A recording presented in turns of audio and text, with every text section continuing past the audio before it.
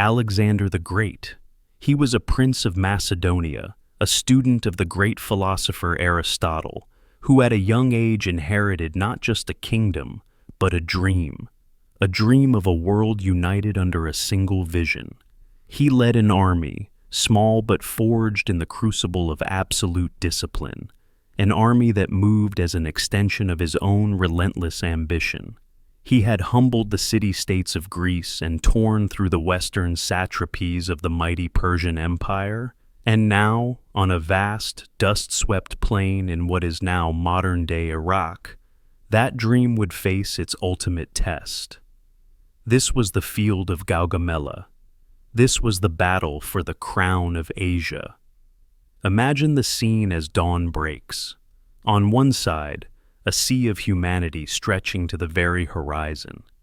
This is the grand army of Darius III, the King of Kings. He has gathered the full might of his empire, a force so vast its numbers are meant to crush the spirit before a single sword is drawn.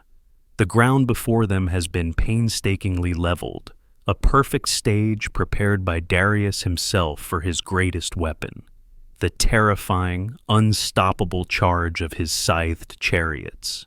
The air itself hums with the weight of their numbers. Facing this ocean of might is a much smaller, tighter formation. The Macedonian army, disciplined, battle-hardened, and utterly loyal to their young king. But Alexander has not drawn them up for a simple, head-on clash. His formation is a puzzle, a masterpiece of tactical design. His flanks are angled back, not in a defensive posture, but as a lure. And hidden from view, behind his main line, stands a second line of infantry, a secret guard against the one thing he fears: encirclement. Before the storm of battle, there is a strange, almost unnatural stillness, the quiet hum of two empires holding their breath. The battle does not begin with a thunderous central charge. Instead, Alexander, at the head of his elite right wing, begins to move, but he does not move forward. He begins to advance diagonally, to the right, moving parallel to the Persian front line. It is a move that seems to defy logic, a deliberate march away from the heart of the enemy. On his royal chariot, Darius watches, perplexed. This strange maneuver threatens to take the Macedonians off the specially prepared ground and risks outflanking his entire army. He cannot allow it. He is forced to react. He orders his cavalry on his left flank to ride out and intercept Alexander's advance. And with that order, Darius steps into the trap. As the Persian cavalry surges forward, in their haste to prevent an outflanking maneuver, they do exactly what Alexander had anticipated. They create a gap, a fragile, momentary opening between their charging horsemen and the solid wall of the Persian infantry at the center. At the same time, the earth trembles as the scythed chariots charge forward, their blades whirring, meant to tear the Macedonian phalanx apart. But the Macedonians are ready. They have drilled for this exact moment. Like a seasoned organism, the infantry ranks part with perfect discipline, opening channels for the chariots to pass harmlessly through, their momentum spent, their threat neutralized by men who refuse to fear them. The instant the gap appeared in the Persian line, Alexander seized the moment. He wheeled his legendary companion cavalry, the finest horsemen in the world, forming them into a spearhead, a living wedge of men and horses. And at its very tip was Alexander himself. He gave the order, and this wedge did not charge the nearest enemy. Instead, he plunged it directly into that fragile, momentary gap, aiming for a single point on the vast battlefield, the personal chariot of Darius III. For Darius, the sight was a vision of doom. Through the dust and chaos of his own battle plan, he saw the unthinkable. Alexander the Great, the young king from the west, leading a thunderous charge, breaking through his lines and heading directly for him. The King of Kings, the ruler of the known world, saw destiny itself charging towards him. His nerve broke. He turned his chariot and fled. The flight of the king was a signal that could not be ignored. A wave of panic, more powerful than any cavalry charge, spread like wildfire through the Persian ranks.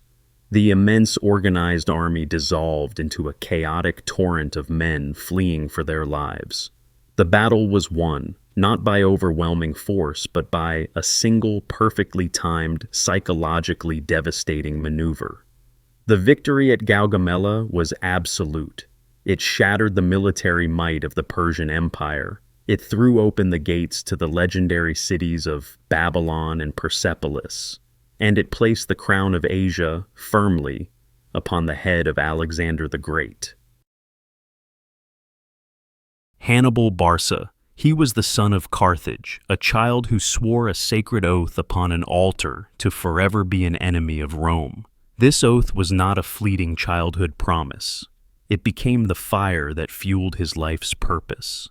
From the sun-scorched fields of Spain, he forged an army of mercenaries into a loyal, razor-sharp weapon. Then he did the impossible. He led this army, complete with war elephants, across the snow-capped peaks of the Alps, descending into the heartland of Italy like an avalanche. For years, he had tormented the Roman Republic, but Rome was a titan, resilient and powerful. And now, on a flat open plain under the blazing sun of Apulia, the titan had gathered its full strength for one decisive blow. This was the field of Cannae. Imagine the dawn of that fateful day. The air is thick with heat, and the dust kicked up by more than 100,000 soldiers. The Roman army, a force of nearly double Hannibal's own, is a picture of brutal confidence. Their legions are not arrayed in their usual flexible formation, but are packed into a deep, dense, and powerful column. Their intent is simple, direct, and overwhelming: to advance as a single, unstoppable battering ram and smash through the Carthaginian center by sheer weight of numbers. Across the field, Hannibal's army presents a strange and unsettling sight. His line is thin, almost fragile. In the center, he has placed his least reliable troops, the Gauls and the Spanish, and arranged them in a gentle crescent shape that bulges outward toward the waiting Romans. It appears to be a point of profound weakness, but on the flanks, standing slightly back and almost unnoticed, are his finest soldiers, the veteran African infantry, rooted to the earth like twin pillars of stone. The atmosphere is filled with the arrogant certainty of Rome and the quiet, calculated tension of Carthage. The battle begins. The trumpets sound, and the great Roman bloc moves forward. It is a terrifying sight, a river of shields and steel, moving with a single purpose. Just as Hannibal had planned, this immense force crashes into his weak, crescent-shaped center. Under the colossal pressure, the Carthaginian center begins to give way, but it does not break. It does not shatter. Instead, it performs a maneuver of breathtaking discipline. Slowly, deliberately, it begins to bend backward, fighting every step of the way, but always retreating. The crescent that once bulged outward now bows inward, pulling the entirety of the Roman army deeper and deeper into its embrace. To the Roman commanders, Varro and Paulus, this is the moment of victory. They see the enemy center collapsing and urge their men onward, pouring more and more legions into the narrowing space, eager to deliver the final blow. They believe they are winning. They believe the battle is all but over. This is the genius of Hannibal's design. This is the trap. When the Roman legions are fully committed, packed shoulder to shoulder, and drawn deep into the heart of his line, Hannibal gives the signal. Now, the two pillars of stone on his flanks come to life. The elite African infantry, who had stood motionless until this very moment, execute a perfect pivot. They turn inward, not to face the front, but to attack the exposed, unprotected flanks of the Roman army. At almost the same time, Hannibal's superior cavalry, having driven the Roman horsemen from the field, complete their sweeping arc. They reappear behind the Roman legions, closing the final escape route. The trap is sprung. The great Roman army is now completely surrounded. The pocket is sealed. What was once a formidable spearhead has become a helpless, compressed mass. The Roman soldiers, so proud and powerful moments before, are now trapped from every direction. There is no room to maneuver, no space to properly swing a sword. Their strength has become their weakness. Their vast numbers have become their own cage. Systematically, relentlessly, the proud legions of Rome were neutralized. As the dust of that long summer day finally settled, the field of Cannae was a silent testament to a singular, terrible genius. Hannibal Barca had not met strength with strength. He had harnessed the enemy's own power, their own aggression, and used it as the very instrument of their undoing. Cannae was not merely a victory, it was a work of art, a symphony of deception. It remains the Roman Republic's greatest defeat, a lesson in tactics that would be studied in military academies for millennia to come. Scipio Africanus. He was not a man forged in victory, but one shaped by Rome's darkest hour. As a young man, he had witnessed the genius of Hannibal Barca firsthand, surviving the catastrophic defeat at Cannae. He watched his father and uncle fall in Spain. But from the ashes of these devastating losses, a new kind of Roman general emerged, one who did not rely on brute force alone, but on strategy, on understanding the mind of his enemy. He studied Hannibal, learned from him, and took the war to Hannibal's own home, to the shores of Africa. And now, on a dry, open plain near a town called Zama, the student would finally face the master. The fate of the Mediterranean world hung in the balance. Imagine the field of battle. The air is still, heavy with a profound sense of anticipation. Two of the greatest military minds in all of history are about to engage in their final, decisive contest. Hannibal, the specter who had haunted Italy for more than a decade, arranges his army in 3 deep lines. At the very front, he places his most terrifying psychological weapon, a line of 80 war elephants, intended to thunder forward, to smash and trample the Roman legions into chaos. Behind them, his mercenaries, and held in reserve for the decisive moment, are his veterans of the Italian campaign, his toughest, most loyal soldiers. Facing them stands Scipio. Having studied his adversary for years, he has arranged his legions in a revolutionary way. He abandons the traditional staggered checkerboard formation of the Republic. Instead, he organizes his maniples into straight columns, creating distinct, open lanes that run through the entire length of his army. It is a calculated risk, a purpose-built formation designed to counter a single, monstrous threat. Hannibal gives the command. The war elephants bellow and surge forward, the very ground seeming to tremble beneath their charge. But instead of the panic Hannibal expected, the Romans execute Scipio's plan with perfect, cold precision. Horns and trumpets blow a deafening, discordant blast, a cacophony of sound designed to frighten the massive beasts. At the same time, light infantry skirmishers hurl javelins, not always to kill, but to madden them. And then, the masterstroke. The Roman lines simply open. The elephants, driven mad by the noise and goaded by the javelins, charge harmlessly down the wide corridors Scipio has created. Some even turn in their panic, crashing back into the Carthaginian ranks. In a few short moments, Hannibal's greatest weapon is not only neutralized, but turned against him. The main lines of infantry then crash together. The fight is brutal, a desperate and grinding struggle between two determined armies. For a time, No side gains a clear advantage. But in that crucial moment, Scipio demonstrated the greatest lesson Hannibal had ever taught.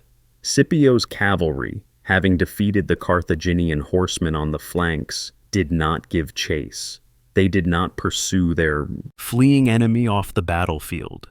Instead, with immense discipline, they regrouped, they reformed, and they began a great sweeping arc behind the Carthaginian army, mirroring the very maneuver that Hannibal himself had used to achieve his legendary victory at Cannae. Just as Hannibal's loyal veterans finally entered the fray and began to push back the tired Roman line, Scipio's cavalry returned. They slammed into Hannibal's unprotected rear. The pincer movement, Hannibal's own signature tactic, was now turned against its master. Attacked from both the front and behind, the great Carthaginian army, which had seemed invincible for so long, finally broke. As the sun set over the plains of Zama, so too did it set on Hannibal Barca's dream of conquering Rome. This was not just a battle, it was the end of an age. It concluded the Second Punic War, cemented Rome's absolute dominance over the Mediterranean, and bestowed upon its victor an immortal title, Scipio Africanus, the conqueror of Africa. Julius Caesar. He was a man of boundless ambition, a brilliant politician, a gifted writer, and perhaps the greatest military commander Rome would ever know. For years he had campaigned in the wild, untamed lands of Gaul, pushing the borders of the Republic further than ever before. But now all of Gaul had risen against him, united for the first time under a single, charismatic chieftain, Vercingetorix. A final, desperate gamble would now decide the fate of a continent. This is the story of a siege unlike any other in the annals of warfare. This is the story of the Battle of Alesia. The stage was set around the hill fortress of Alesia, where Vercingetorix and his army had taken refuge. His strategy was sound: use the formidable defenses of the stronghold to wait for a massive Gallic relief army, which would then surround and annihilate the Romans. Caesar, faced with the terrifying prospect of being trapped between the fortress and this approaching horde, made a decision of breathtaking audacity. He would not retreat. He would not seek a better position. He would build a trap. Imagine the legions of Rome, their swords and shields laid aside, now working not as soldiers, but as engineers and laborers. Under the watchful eyes of their general, they began a monumental feat of construction. First, they built a wall of siege works 18 kilometers long, facing inward towards Alesia. This was the line of circumvallation, a ring of towers, ditches, and cruel hidden traps designed to keep Vercingetorix penned in. Then they turned around, and they began to build again.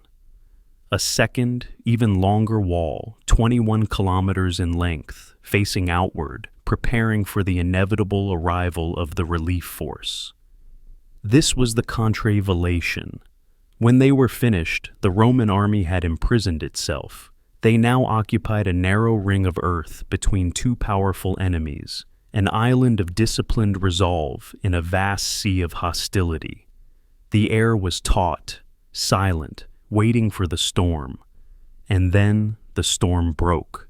The Gallic relief army, a human tide of immense size, finally arrived. The two-front war began.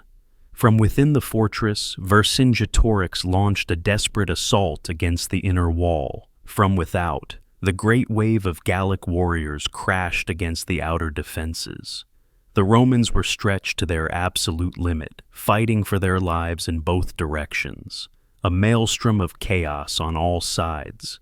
At the battle's most critical moment, under the immense pressure, a section of the outer wall was breached. The relief force poured through, and it seemed as if the Roman line was about to collapse. In that moment of supreme crisis, Caesar revealed his extraordinary presence of mind. Instantly recognizable in his scarlet cloak, a beacon of defiance for his men to see, He personally gathered his reserves.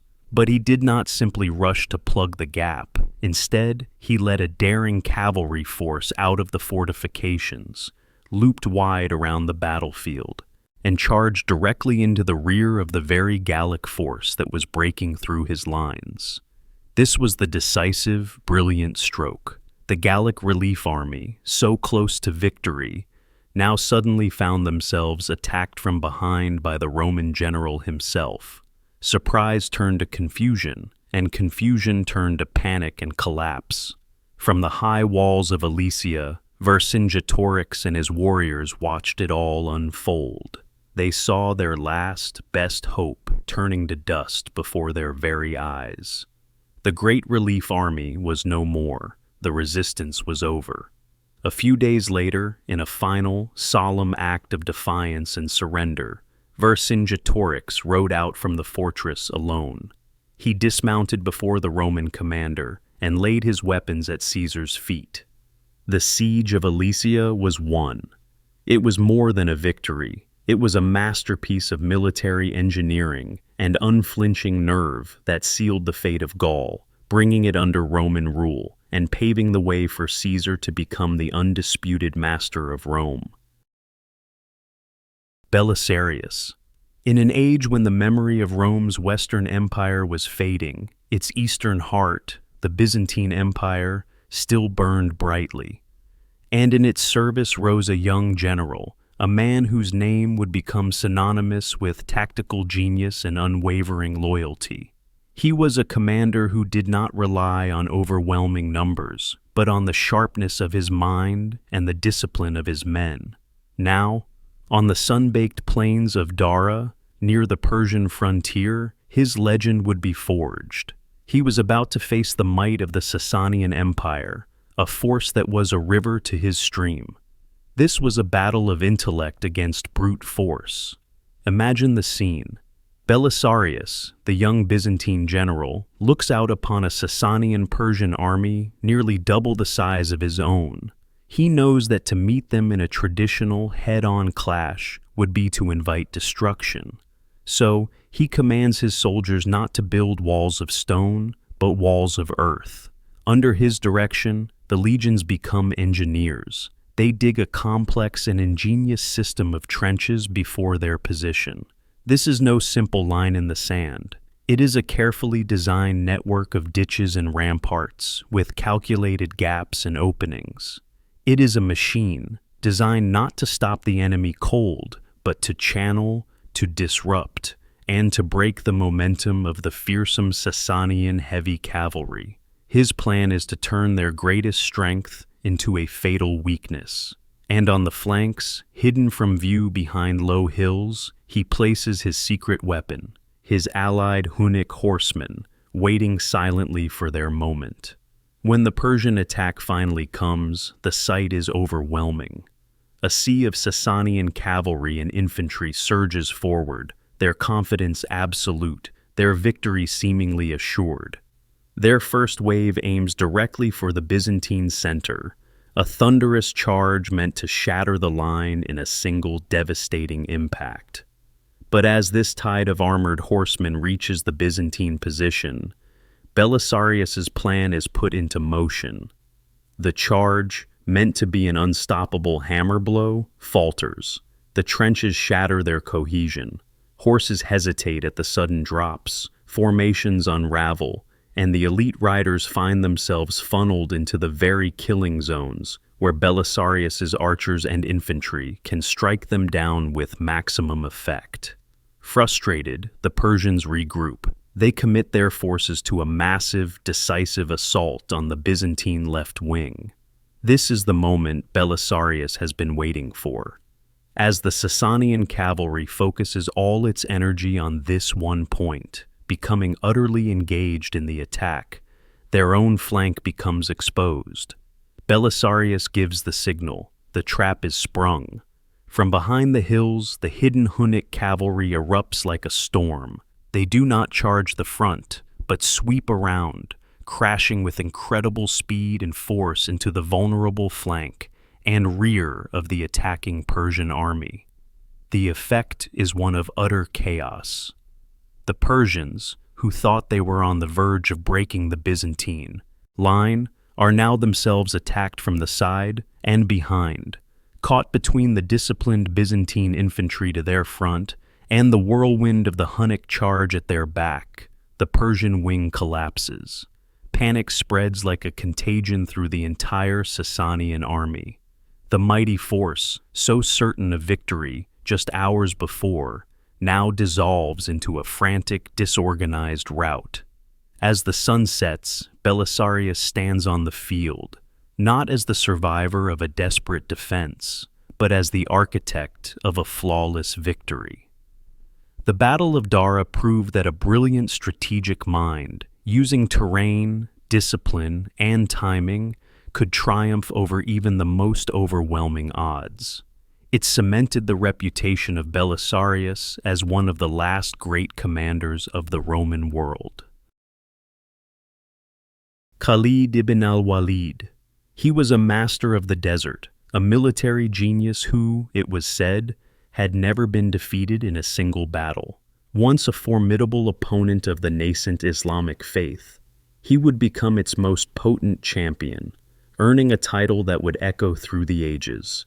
Saif Ullah, the Sword of God.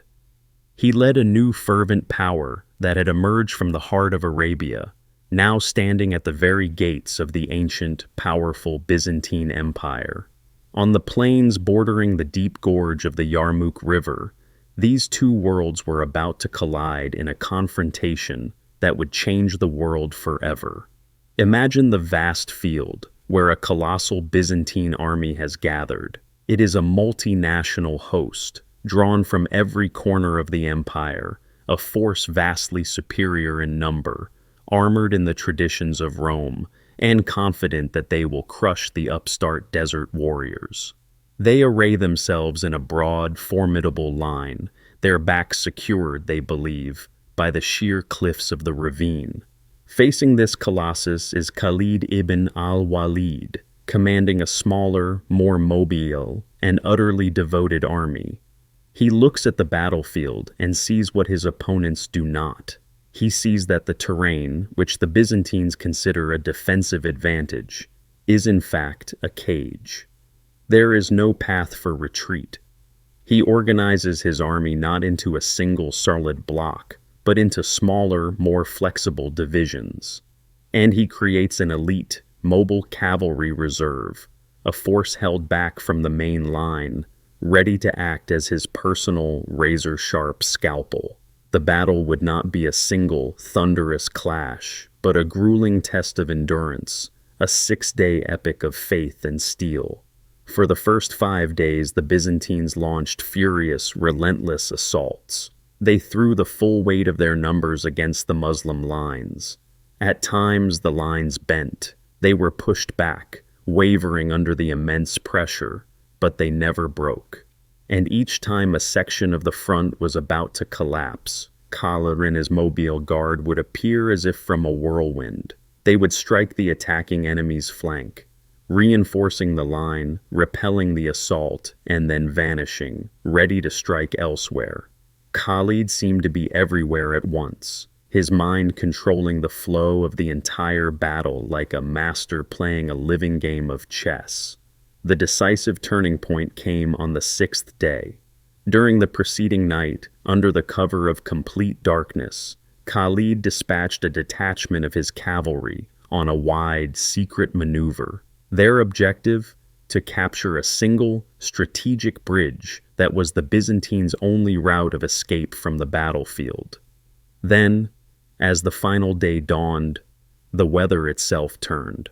A powerful sandstorm rose from the desert, blowing directly into the faces of the Byzantine soldiers. Shrouded by this storm, with his enemy weary from days of fruitless attacks, Khalid unleashed his masterstroke. He ordered an all-out general assault. While his main infantry force surged forward, his mobile guard executed a great final arc, sweeping around the battlefield to smash into the Byzantine left flank and rear. The result was catastrophic. Attacked from the front, blinded by the stinging sand, and now suddenly struck from the side and behind, the immense Byzantine army finally shattered. Order disintegrated into chaos. As the soldiers turned to flee, they came upon the horrifying realization of their predicament. They were trapped. Behind them lay the deep, unforgiving gorge, and the bridge that offered their only salvation was already in enemy hands. The mighty imperial army was annihilated. The Battle of Yarmouk was more than a victory. It was one of the most decisive battles in human history. It utterly shattered Byzantine power in Syria, opened the way for the great Islamic expansion, and forever reshaped the political and religious map of the world. Charlemagne. He was the great king of the Franks, a towering figure of order and faith in an age of twilight and uncertainty. From his court at Aachen, he sought to build a new Roman Empire, a realm of law, learning, and singular belief. He looked eastward, beyond the borders of his domain, to the dark, ancient forests of Saxony. He saw not just a land to be conquered, but a world to be remade. This is the story not of a single battle, but of a war that spanned more than 30 years. A relentless, grinding struggle of wills between an empire and a people. This was the long twilight of the Saxon Wars. The preparation for this conflict was not the marshalling of two armies upon a single field. It was the slow, deliberate collision of two worlds. On one side, Charlemagne, protector of Christendom, who saw the pagan Saxons not just as a military threat on his border, but as a spiritual affront. His goal was not mere victory, but total subjugation of both their lands and their souls. Facing him were the Saxons, a proud and fiercely independent confederation of tribes, their spirit embodied by the defiant chieftain, Widukind. Their battlefield was not an open plain, but the deep forests, the hidden swamps, and the sacred groves of their homeland. Charlemagne's strategy was not to seek one grand decisive battle. He knew that was impossible. Instead, he planned a war of seasons, a methodical annual campaign of attrition designed to slowly, relentlessly erode the Saxon will to resist. The course of the war unfolded as a brutal, repeating cycle. For over 3 decades, the same pattern played out. Each summer, the organized, well-equipped Frankish host would march into the heart of Saxony. They would move with purpose, dismantling the very symbols of the Saxon soul. They toppled the great Irminsul, a sacred pillar that was the spiritual center of the Saxon people. They enforced mass baptisms and extracted oaths of loyalty, but then the seasons would turn. As winter's chill settled over the land and the main Frankish army withdrew, the embers of resistance would glow once more. From the depths of the forests, Widukind and his warriors would emerge. They would strike at the Frankish garrisons left behind, undoing the work of the summer and renouncing the faith that had been forced upon them. The war became a grim contest of endurance. Charlemagne began to employ systematic cruelty as a tool of statecraft, a cold and calculated means to break the Saxon spirit. He ordered the forced relocation of entire populations, scattering communities to sever their ancient ties to the land. And in a dark moment of fury, after a Frankish army was defeated, he ordered the execution of thousands of Saxon warriors at Verdun. It was a clear and terrible message, written in the language of power: submit or be erased. After more than 30 years of relentless warfare, of summers of invasion and winters of rebellion, the Saxon will was finally broken. Their lands had been ravaged, their sacred sites destroyed, and generations had been born into a world that knew only war. Widukind, the very symbol of their long resistance, at last saw the futility of the struggle. He surrendered. In a profound symbolic act that marked the true end of the conflict, he accepted baptism, kneeling before the faith he had fought for so long. When the last embers of the conflict finally died, Saxony was no longer a wild pagan land. It had been subdued, absorbed, and integrated into the growing Frankish Empire. This long, brutal victory reshaped the map of Europe, permanently binding Saxony to the Frankish and Christian world, and cementing the legacy of Charlemagne, not just as a great king, but as an emperor and an architect of the medieval age. William the Conqueror. He was the Duke of Normandy, a man of iron will and unshakable belief that the crown of England was his by right. Across the grey waters of the English Channel, he gathered a great host, a fleet of ships built for a single purpose: invasion. He was not just a warrior, but a meticulous planner, a leader who could hold an army together through the sheer force of personality. Now, on a ridge in Sussex, beneath a pale autumn sky, his claim would be put to the ultimate test. This was a battle for a kingdom.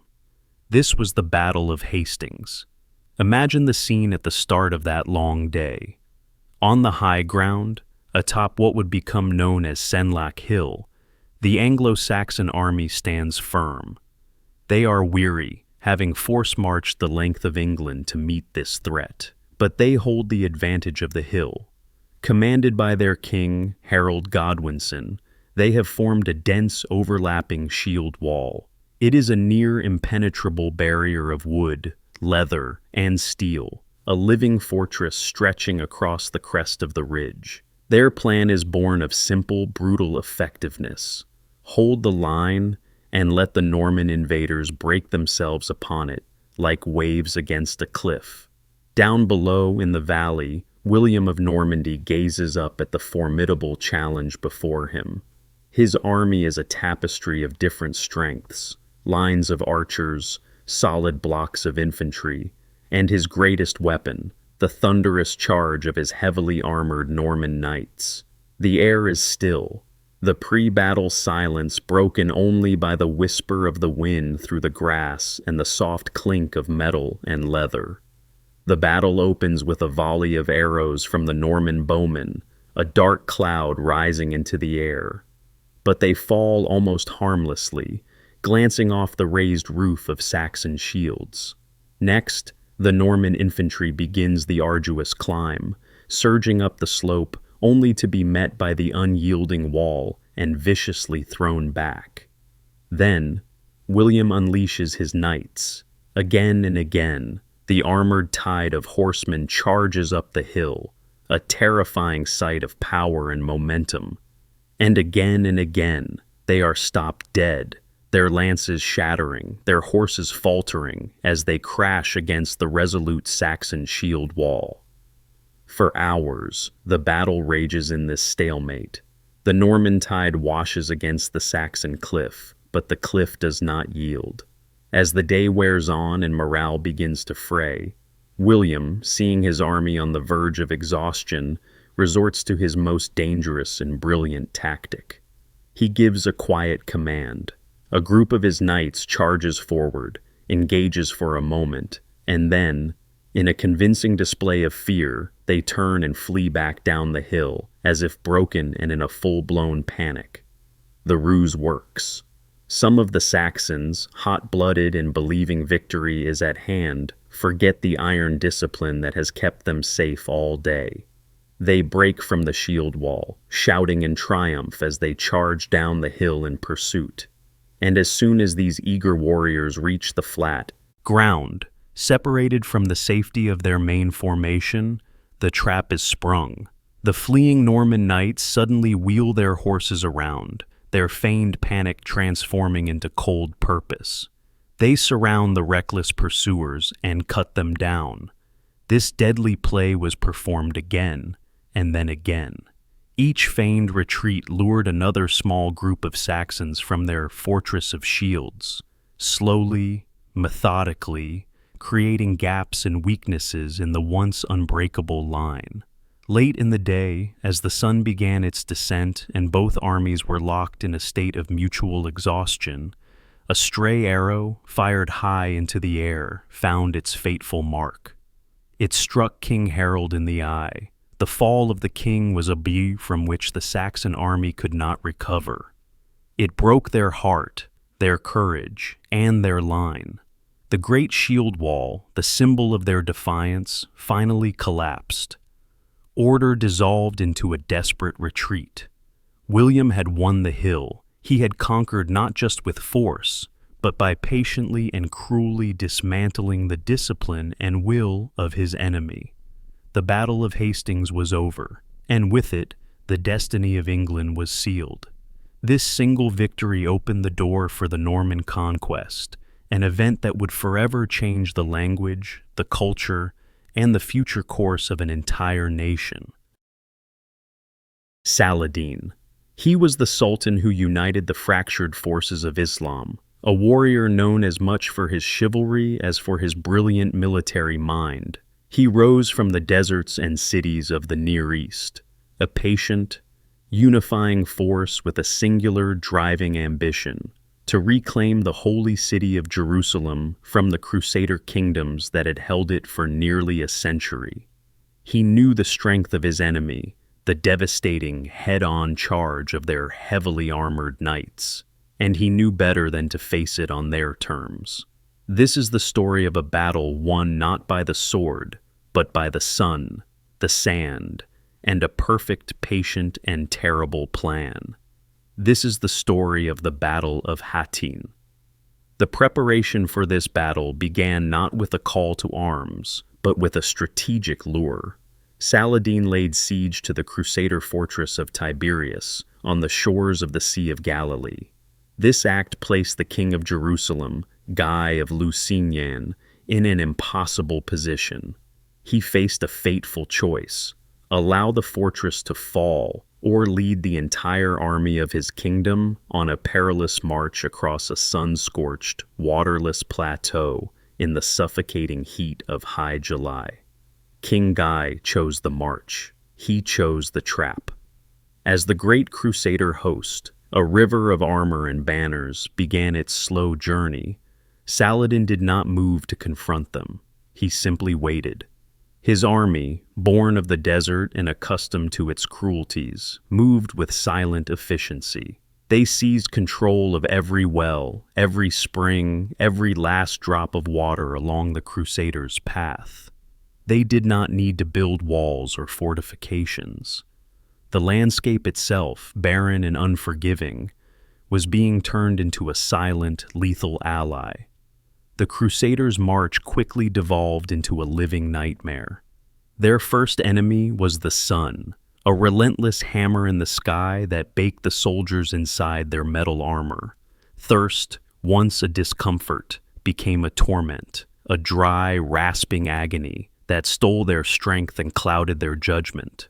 Then, Saladin's forces appeared, not as a solid line of battle, but as ghosts on the horizon. His swift, mobile horse archers would materialize from the heat haze, shower the struggling column with arrows, and then vanish before any counterattack could be formed. They offered no rest, no respite, only constant harassment that frayed the nerves and drained what little energy remained. Saladin then gave another order. His men set fire to the dry scrub brush that littered the landscape. A thick, choking smoke began to drift across the field, blowing ash and waves of heat directly into the faces of the exhausted, thirst-maddened soldiers. Nightfall brought no relief, only the terror of small, harassing raids and the deepening despair of an army dying on its feet. By the time the Crusader army finally staggered towards the twin-peaked hill known as the Horns of Hattin, they were no longer a mighty fighting force. They were a broken collection of men, surrounded by an enemy they could barely fight, and defeated by the very land they were trying to cross. The final battle was almost a formality. The Crusaders were now trapped on the barren, arid hill, their water skins empty, their spirits crushed. Saladin's army, fresh and supplied, closed the ring around them. From his vantage point, the Sultan watched as the greatest military force of the Kingdom of Jerusalem was systematically dismantled and erased. He had won the day, not with a single brilliant charge, but with ruthless patience. He had won with a plan that had turned the very elements of nature into his most powerful weapon. The Battle of Hattin was not just a victory, it was the shattering of a kingdom. It broke the military power of the Crusader states in a single, devastating blow, and it threw open the gates for Saladin to achieve his life's ultimate goal, the reconquest of the holy city of Jerusalem. Richard the Lionheart. He was the King of England, but his throne was often the saddle of his warhorse.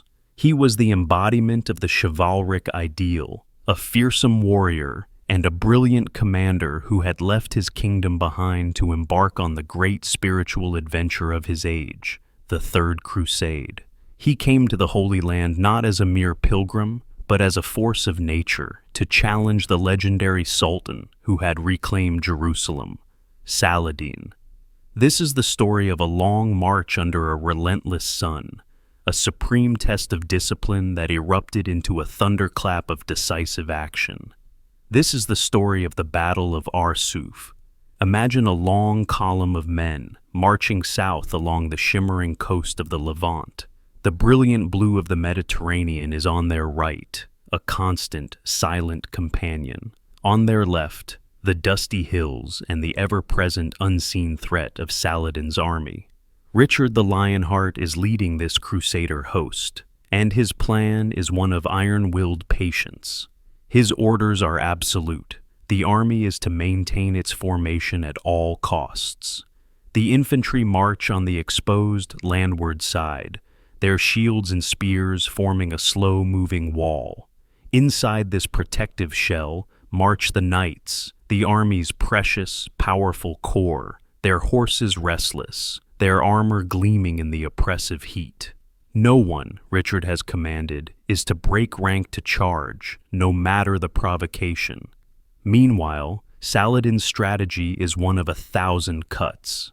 His swift, elusive horse archers swarm around the marching column like angry hornets. They appear, unleash a volley of arrows, and vanish before any response is possible. Their goal is not to win a single engagement, but to bleed the Crusaders, to exhaust their bodies, and, most importantly, to break their discipline. The air is thick with dust, sweat, and a tension so palpable it feels like a physical weight. For hours upon agonizing hours, the Crusader army endures. They march on, a disciplined island in a sea of harassment. Thousands of arrows rain down upon them. Daring Saracen horsemen dash in for quick, sharp attacks, testing the patience of even the most veteran warriors. The greatest burden falls upon the rear guard, the Knights Hospitaller. They bear the brunt of the relentless assault, their resolve stretched to the breaking point. Finally, the tension becomes too much. The discipline snaps. Ignoring Richard's direct commands, 2 Hospitaller knights, pushed beyond their endurance, break formation and charge their tormentors. It is an act of defiance that spreads like fire. Instantly, the entire force of the Hospitallers surges after them. This is the moment of potential disaster, the very moment of weakness that Saladin has been patiently waiting for all day. But it is also the moment that Richard's genius shines brightest. He does not panic. He does not waste a precious second trying to halt the inevitable. Instead, he seizes the moment, instantly transforming chaos into opportunity. He recognizes that the time for patience is over. The time for the lion to be unleashed has come. Richard orders the trumpets to sound the signal for a general advance. He turns a breach of discipline into a coordinated, full-scale charge. Leading his own knights, his banner flying high, he personally plunges into the fray, a lion living up to his name. Saladin's army, accustomed to harassing a passive marching foe, is utterly unprepared for the speed and violent fury of this sudden, unified assault. The Crusader heavy cavalry, their frustration and energy pent up for so many hours, hits their lines with unstoppable force. The disciplined ranks of Saladin's great army shattered and broke. The warriors who had been tormentors moments before were now in a full panicked retreat. But even in the heat of victory, Richard's tactical mind was clear. He halted the charge, restraining his knights from a reckless pursuit deep into enemy territory, where they could be isolated and trapped. He reformed his lines right there on the field of battle. Arsuf was a stunning, resounding victory. It shattered the myth of Saladin's invincibility, restored Crusader morale, and secured their vital march south to the port of Jaffa. It was a victory forged not only by a brilliant plan, but by the instincts of a true warrior king, who in a moment of crisis could turn a potential catastrophe into a moment of decisive, enduring triumph. Genghis Khan. Born under the vast, endless sky of the Mongolian steppe, a child named Temujin would rise from the harshest of circumstances. He would endure betrayal, hardship, and the brutal realities of a fractured land. But through sheer will, strategic genius, and an unbending vision, he would unite the scattered, warring tribes of Mongolia into a singular, unstoppable force. He became the Great Khan, the ruler of an empire forged in the heart of Asia, an empire that now looked west, towards the glittering cities and ancient lands of the Khwarezmian Empire. This is the story of not just a battle, but a campaign that would shatter a kingdom and reshape the world. This is the story of the Mongol invasion of Khwarezmia. The seeds of this colossal conflict were sown with an act of profound arrogance. When Mongol envoys, emissaries of the Khan himself, were executed by the Shah of Khwarezmia, Muhammad II, a line was crossed. In the silent, windswept plains of Mongolia, a cold, focused fury began to gather. From every corner of his vast domain, the summons went out. An immense river of horsemen, artisans, and siege engineers began to flow eastward, a storm gathering on the horizon. Shah Muhammad VI was a powerful ruler, confident in his empire's might. He looked upon his domains, from Samarkand to Bukhara, and saw strength in stone and mortar, in towering walls and well-garrisoned cities.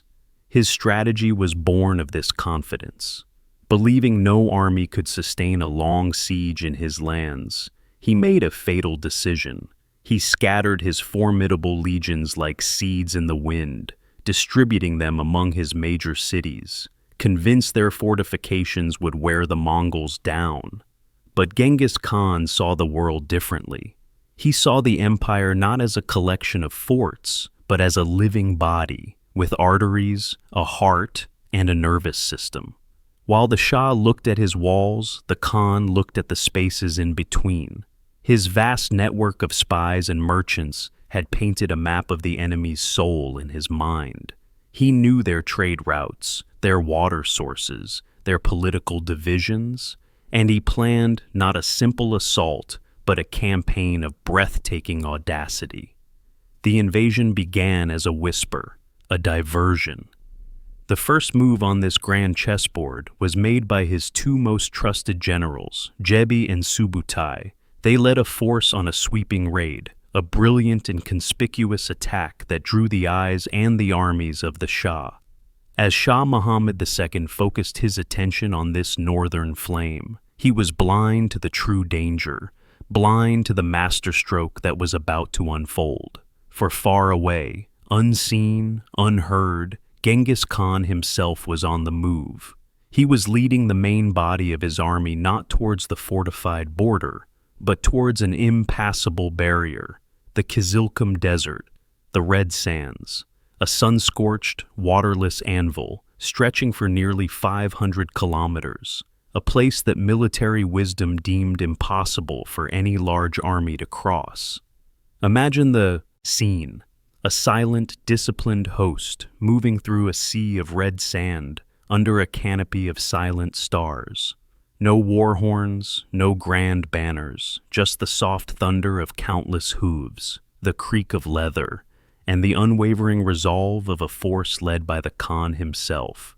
They moved not like an army, but like a force of nature, a migration of ghosts, navigating by ancient stars and hidden wells known only to his scouts. While the Khwarezmian army waited for a frontal assault in the north, the impossible happened. Genghis Khan and his host emerged from the desert's embrace. They appeared not at the empire's edge, but deep within its heartland, in the south. Like phantoms rising from the arid wastes, they had completely bypassed the entire defensive line. They had not broken down the door, they had simply materialized inside the house. The shockwave was absolute. The great city of Bukhara, a jewel of the Silk Road, suddenly found itself besieged by an army that, by all logic, should not have been there. The psychological blow was devastating. How could you fight an enemy who could cross the very earth that was meant to protect you? The will to resist began to crumble across the empire. City after city fell. It was not always by brute force. It was a war won by the mind. The Mongols employed sophisticated siegecraft, using engineers captured from their campaigns in China to build terrifying machines of war. They used psychological tactics with chilling precision, demonstrating the futility of resistance to one city, so that the next would simply open its gates. The Shah's scattered armies, designed to defend static walls, were isolated, unable to support one another, and were destroyed piece by piece. In less than 2 years, the mighty Khwarezmian Empire, one of the most powerful Islamic states of its time, had utterly collapsed. Its great armies were dust, its magnificent cities in ruins. Shah Muhammad II, the confident ruler who had defied the Khan, was forced into a desperate flight, hunted across his own shattered realm, eventually dying in destitution on a lonely island in the Caspian Sea. This campaign was more than revenge. It was a terrifying demonstration of the Mongol art of war: speed, coordination, intelligence, and calculated ruthlessness. It was a strategic masterpiece that shattered a civilization and opened the door for the Mongol storm to sweep into Persia, the Caucasus, and the very edges of Europe, forever altering the course of history. Subutai.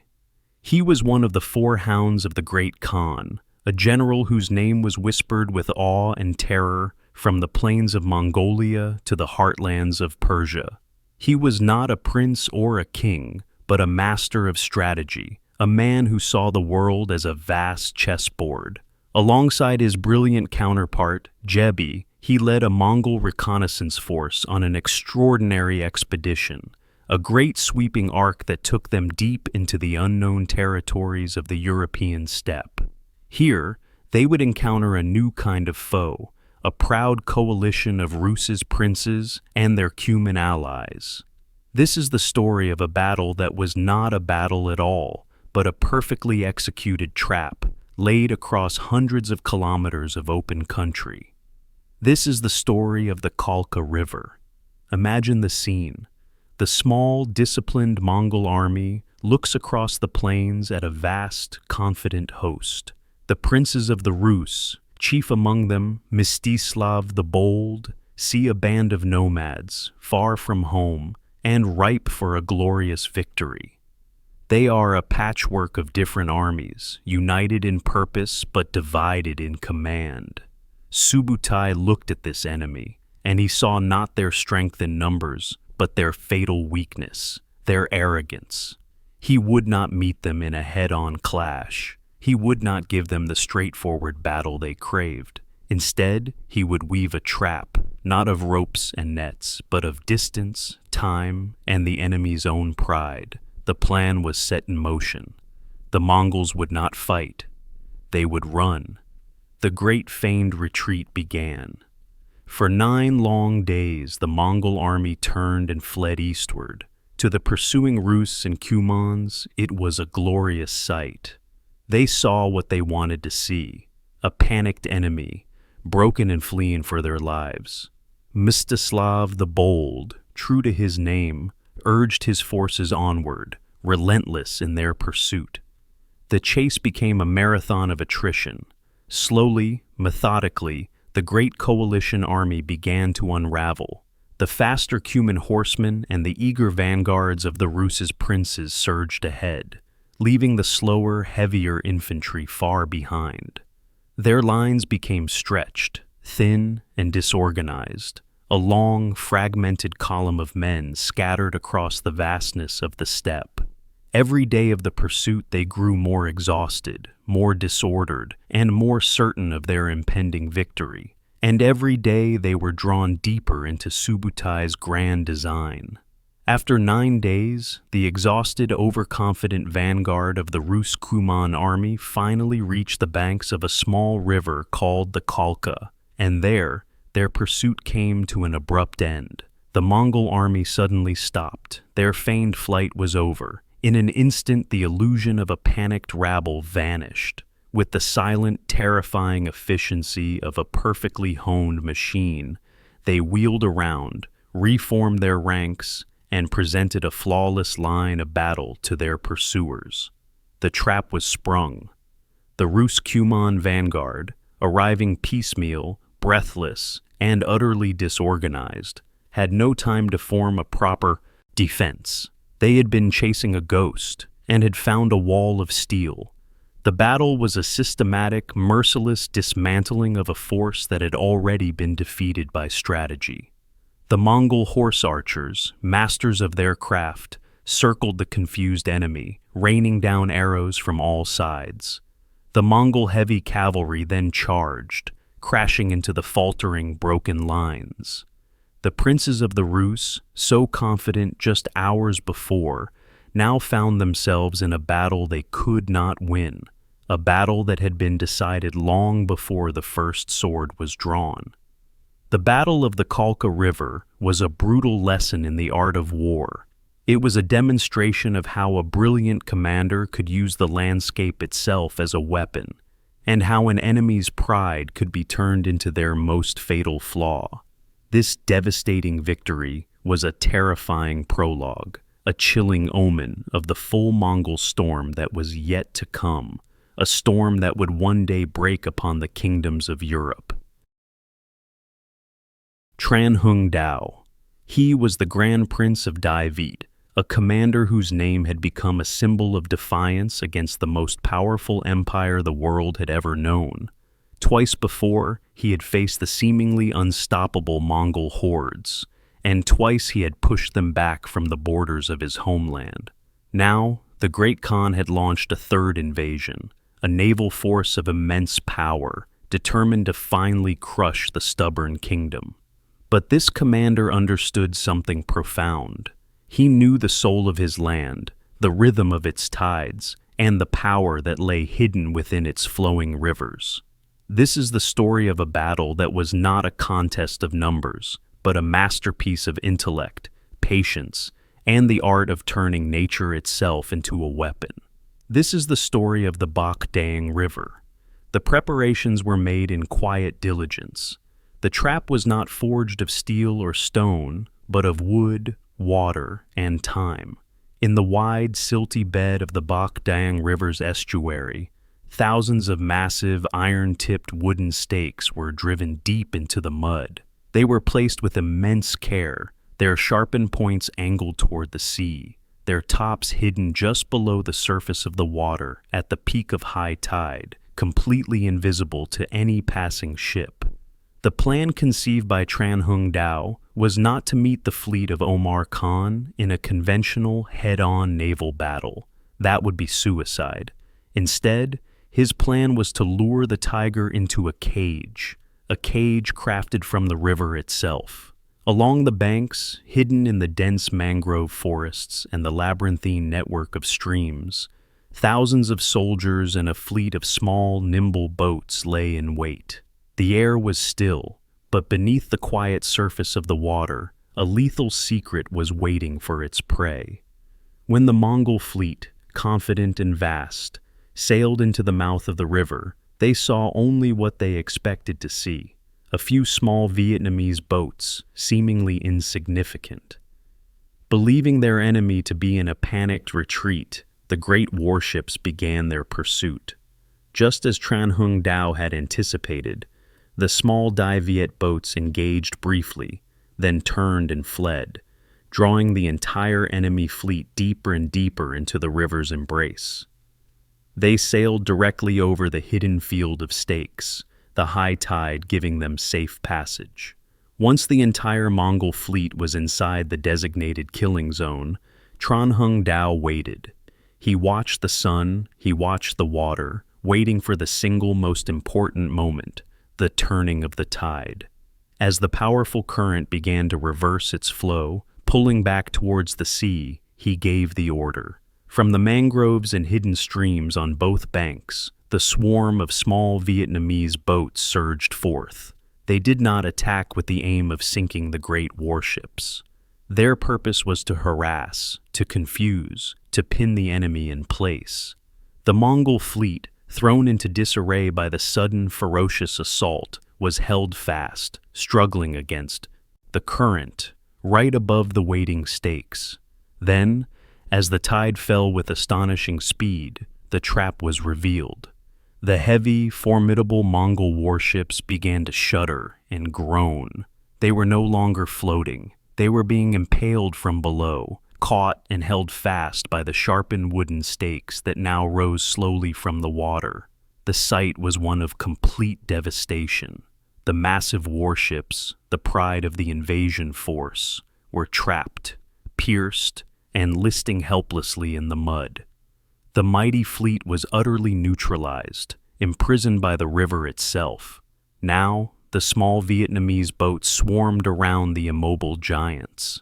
The warriors of Dai Viet, masters of guerrilla tactics, attacked the stranded vessels. The fleet of Omar Khan was completely destroyed. The Bac Dang River became the final resting place of the Third Mongol invasion. This victory did more than just save the independence of Dai Viet. It stands as an immortal testament to the military genius of Tran Hung Dao, a commander who understood that the greatest strength is not always found in numbers, but in wisdom, and in a profound harmony with the natural world. Tamerlane. He was known to the West as Tamerlane, but to his own people, he was Timur the Lame, a name that belied the terrifying, world-shaking power he commanded. He claimed descent from Genghis Khan, and from the heart of Samarkand, he carved out an empire built on conquest and fear. He saw himself not as a destroyer, but as the sword of Islam, a divine instrument of order. And now, this instrument was pointed west, towards another titan of the age, the Ottoman Empire. On the plains near Ankara, two worlds were about to collide in a battle for supremacy. This was a clash of giants. Imagine the scene. The field of Chubuk lies under a still, hot sky. On one side stands the army of Sultan Bayezid I, known as the Thunderbolt, for the lightning speed of his conquests in the Balkans. His Ottoman army is a formidable machine. Its heart, the near-invincible Janissary Corps. Its fists, the elite Sipahi cavalry. Confident in his proven strength, Bayezid has chosen his ground well, a strong defensive position where he will wait for his enemy to come to him. But Tamerlane is no ordinary foe. His genius lies not just in battle, but in the patient, meticulous preparation that precedes it. Long before his army even arrived, he had made a move of logistical brilliance. He had secretly diverted the course of the only stream in the area, silently stealing the Ottoman army's source of water before a single sword was drawn. His own army, larger and more diverse, methodically takes its position. It includes a terrifying new element, brought from his campaigns in India: towering war elephants. And Tamerlane has woven another, more subtle trap. He has made secret contact with Bayezid's Tatar vassals, men who share a lineage with many in his own horde. The stage is set, not just with soldiers, but with thirst and loyalty as weapons. The battle begins under the punishing summer sun. The Ottoman army, already weary and weakened by a growing, desperate thirst, is forced to attack. Bayezid unleashes his powerful cavalry, sending them crashing against Tamerlane's flanks. But this is the very move Tamerlane had anticipated. His flanks do not meet the charge head-on. Instead, they employ the classic Mongol tactic of the feigned retreat. They give way slowly, absorbing the momentum of the charge, luring the eager Ottoman horsemen forward, stretching their lines, and pulling them away from the safety of their center. And in that precise, calculated moment of vulnerability, two fatal blows fall at once. First, the Tatar horsemen within Bayezid's own ranks turn their banners. The betrayal is swift and shocking. They wheel their horses around and attack the Ottoman rear, sowing chaos and confusion from within the very heart of the army. Almost simultaneously, Tamerlane unleashes his reserve. He commits his own fresh cavalry and, with them, the war elephants. The Ottoman soldiers, who have never faced such creatures, watch in horror as these living siege towers charge into their already weakened center. The effect is one of total collapse. Attacked from the front, betrayed from within, and trampled by beasts of a living nightmare, the mighty Ottoman army disintegrates. At its center, the loyal Janissaries form a desperate ring around their sultan, fighting with legendary courage to the very last. But it is not enough. Bayezid, the thunderbolt, the conqueror of the Balkans, is taken alive on the field of battle. It is an unimaginable humiliation for such a prude and powerful ruler. The Battle of Ankara was more than a military defeat. It was a cataclysm that shook the Ottoman Empire to its very foundations. It plunged the empire into a decade of civil war, a period known as the Ottoman Interregnum. It halted their expansion into Europe for a generation and confirmed Tamerlane, in that moment, as the most feared and powerful conqueror in the world. Yi Sun Sin. He was an admiral in an age of crisis, a commander of unparalleled genius. But in his nation's darkest hour, he had been disgraced, stripped of his rank, and tortured. He was recalled to service only to be handed the ruins of a navy. After a catastrophic defeat suffered in his absence, the entire Joseon fleet had been utterly decimated. He was given command of what was left, 13 ships.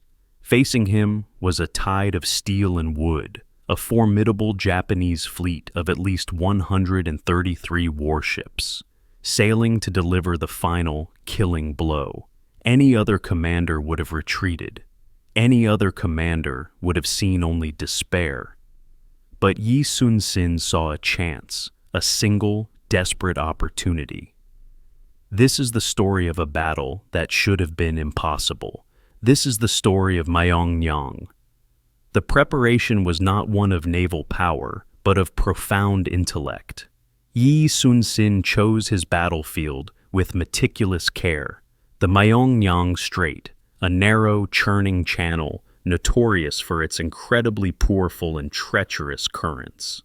The water here could flow so fast it was said to cry. His plan was not to fight the Japanese fleet on the open sea, but to make the furious current fight for him. He sailed his 13 ships into the strait, a fragile line against an approaching forest of masts. He anchored them in the narrowest point, and he waited, ready for the prey to enter the natural trap he had set. When the massive Japanese fleet swept into the strait, the sight was overwhelming.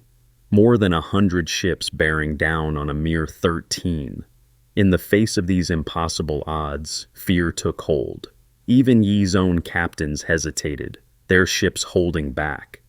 For a terrifying, eternal moment, The admiral's flagship was completely alone, facing the entire Japanese vanguard. Like a lone island against a tidal wave, his ship held its ground. It fought with an impossible, superhuman courage, unleashing a furious barrage of cannon fire, refusing to yield a single inch. This act of impossible defiance was a beacon. It burned away the fear in the hearts of his captains and rekindled their courage. The other 12 Korean ships surged forward to join the battle. The narrowness of the strait negated the Japanese advantage of numbers. They could not swarm or encircle the tiny Korean force. They could only attack in waves, their vast fleet becoming clogged in the tight channel. And then, just as Yi Sun-sin had calculated, the decisive moment arrived. The heavens and the ocean turned. The great current of the strait began to change direction. The powerful flow, which had been at the backs of the Japanese helping them advance, now abruptly began to flow in the opposite direction. For the Japanese fleet, it was a catastrophe. Their ships, fighting against the sudden, immense power of the reversing tide, were pushed back into one another. Control was lost. Order devolved into complete disarray. The trap was sprung. Into this chaos, Yi Sun-sin's small fleet, masters of these waters, pressed their attack. The Japanese ships, immobile, bunched together, and caught by the current, became easy targets. As the battle concluded, the sea was littered with the wreckage of the invading fleet. A vast number of Japanese ships were sunk or crippled, while the Korean fleet suffered almost no losses. The impossible victory had been made real. The Battle of Myeongnyang halted the Japanese advance towards the capital, and it forever etched the name of Yi Sun-sin into history as one of the greatest naval commanders of all time, a man who proved that with genius, courage, and a deep understanding of the world around you, a few can stand against an army. Babur. He was a descendant of two of the world's greatest conquerors, Tamerlane and Genghis Khan. Yet he began his life as a prince who had lost his kingdom, a wanderer driven from his ancestral home in Central Asia. But within him burned a relentless ambition and the mind of a brilliant military innovator. With a small, fiercely loyal, and battle-hardened army, he looked south, towards the immense wealth and power of India, and a destiny he believed was his to claim. On the vast, flat plains of Panipat, that destiny would be decided. This was a battle that would pit a handful of veterans against a mighty empire. Imagine the scene. Under the Indian sun, the army of the Delhi Sultanate, commanded by Sultan Ibrahim Lodi, is a breathtaking sight. It is an immense, seemingly invincible ocean of men, numbering in the tens of thousands, accompanied by the ground-shaking might of hundreds of war elephants. It is a force built on tradition and overwhelming numbers. Facing this colossus is Babur's tiny army. Outnumbered almost 10-1, Babur knows that a conventional battle would be his end. So, he has not prepared for a battle. He has prepared a trap. He has anchored his right flank against the solid buildings of Panipat town. On his left, he has dug a deep trench filled with felled trees and sharpened branches, and in the center, he has created his masterpiece. It is a solid defensive line, a makeshift fortress made by lashing together hundreds of wooden carts with ropes of raw leather. This is the Ottoman tactic known as the Araba, but it is not a solid wall. He has left calculated gaps between the carts, just wide enough for his cavalry to charge through. Behind this temporary wall, he placed his secret weapon, a technology still new and terrifying to India, his cannons and his matchlock guns. And concealed behind his entire line, held back as his final, decisive stroke, are his finest cavalry units, ready to execute the classic Mongol wheeling flank, the maneuver known as the Tulugma. As Babur had anticipated, Sultan Ibrahim Lodi, confident in his power, ordered a massive frontal assault. The great wave of men and elephants surged forward, expecting their sheer weight to crush the fragile-looking line of carts. The charge crashed into Babur's defense, and here the Sultan's plan began to unravel. The Araba line held firm, absorbing the initial thunderous shock of the attack. And then Babur gave the order to fire. The deafening roar of the cannons thundered across the field, a sound of fire and thunder that most of Lodi's soldiers and elephants had never heard before. The effect was one of pure terror. The great beasts, driven mad by the noise, turned in panic, crashing back into their own lines, trampling their own soldiers, and sowing chaos and horror where there had once been an organized charge. As Lodi's army was in disarray, pinned against the carts and cannons at their front, Babur unleashed his decisive stroke. He ordered his Tulugma cavalry to sweep out from behind his lines. They galloped wide, wheeling around the flanks of the struggling, confused Sultanate army, and then crashed into their unprotected rear. The trap had closed completely. The Sultan's vast army, held fast at the front by the cannons and carts, was now being assaulted from both flanks and behind. Encircled, disoriented, and in a state of complete panic, they were systematically dismantled. Sultan Ibrahim Lodi himself fell in the midst of the battle, and with him, his army collapsed. Babur's victory was absolute. In a single morning, with a force of innovators and veterans, he had shattered the Delhi Sultanate. This triumph laid the foundation for the mighty Mughal Empire, a dynasty that would rule the Indian subcontinent for centuries, forever changing its art, its culture, and its history. Hernán Cortés. He was a Spanish conquistador, a man of unshakable resolve and boundless ambition, who sailed to the shores of a new world in search of glory and gold. He found not a savage wilderness, but a civilization of astonishing sophistication, the Aztec Empire. After being welcomed into its magnificent capital, Tenochtitlan, he was driven out in a bloody retreat known as La Noche Triste, the Night of Sorrows. But Cortés was not a man to accept defeat. On the shores of Lake Texcoco, he regrouped. He looked out at the city he had lost, a jewel of canals and pyramids floating in the middle of a vast lake, and he planned its destruction.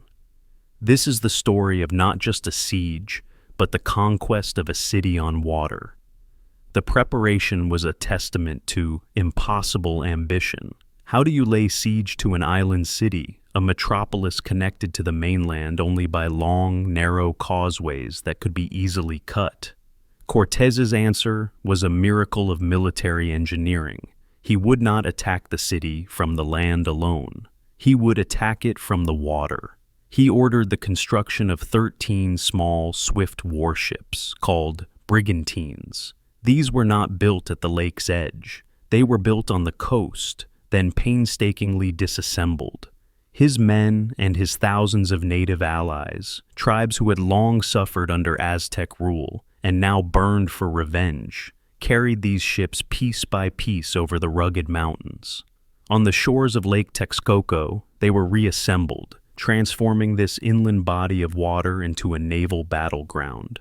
They were fitted with cannons. The plan was as methodical as it was brutal. The great causeways would be blockaded. The brigantines would control the lake, cutting off the city's veins. No more food, no more fresh water. The city would be slowly, deliberately strangled. Inside Tenochtitlan, the new young emperor, Cuauhtémoc, prepared for a valiant last stand. But an enemy far more terrible than the Spanish had already slipped within the city walls. Smallpox, carried to this new world by the invaders, was now raging through the population. A silent, invisible plague that decimated the city's defenders and weakened their will to fight. The siege began. The brigantines, the key to Cortés's plan, proved their worth immediately. They swept across the lake, their cannons tearing through the fleets of Aztec war canoes. In a short time, the lake belonged to Cortés. The causeways became brutal, grinding battlefields. Day after day, the Spanish and their allies fought to gain every inch of ground, pushing their way toward the city gates. But the Aztecs fought with the ferocity of a people with nothing left to lose. They pushed back the assaults, their resistance fierce and unyielding. Seeing that a swift victory was impossible, that the city would not be taken intact, Cortés made a grim and terrible decision. He ordered a new strategy. This would be a war of systematic annihilation. As his forces advanced, they would not merely fight, they would destroy. Every temple, every house, every wall they captured behind them was to be torn down. The city's famous canals were to be filled with the rubble. The battle transformed into a slow, merciless crawl, street by street, building by building. The magnificent city of Tenochtitlan was being unmade. After nearly 3 agonizing months of relentless siege, the great city was a vision of hell. There was no food, no clean water, disease was rampant. The last defenders, starving and exhausted, could barely stand. Cuauhtémoc, in a final, desperate attempt to escape and rally new forces from the mainland, was captured in a canoe as he tried to flee across the lake. His capture was the final blow. The last embers of resistance died. As the flag of Spain was raised over the smoking ruins of the great temple, the siege of Tenochtitlan was over. The city, once one of the most magnificent capitals in the world, was gone. This victory led to the complete and total fall of the Aztec Empire, establishing the foundation of Spanish rule in the New World, and in doing so, forever altering the destiny of 2 continents. Francisco Pizarro.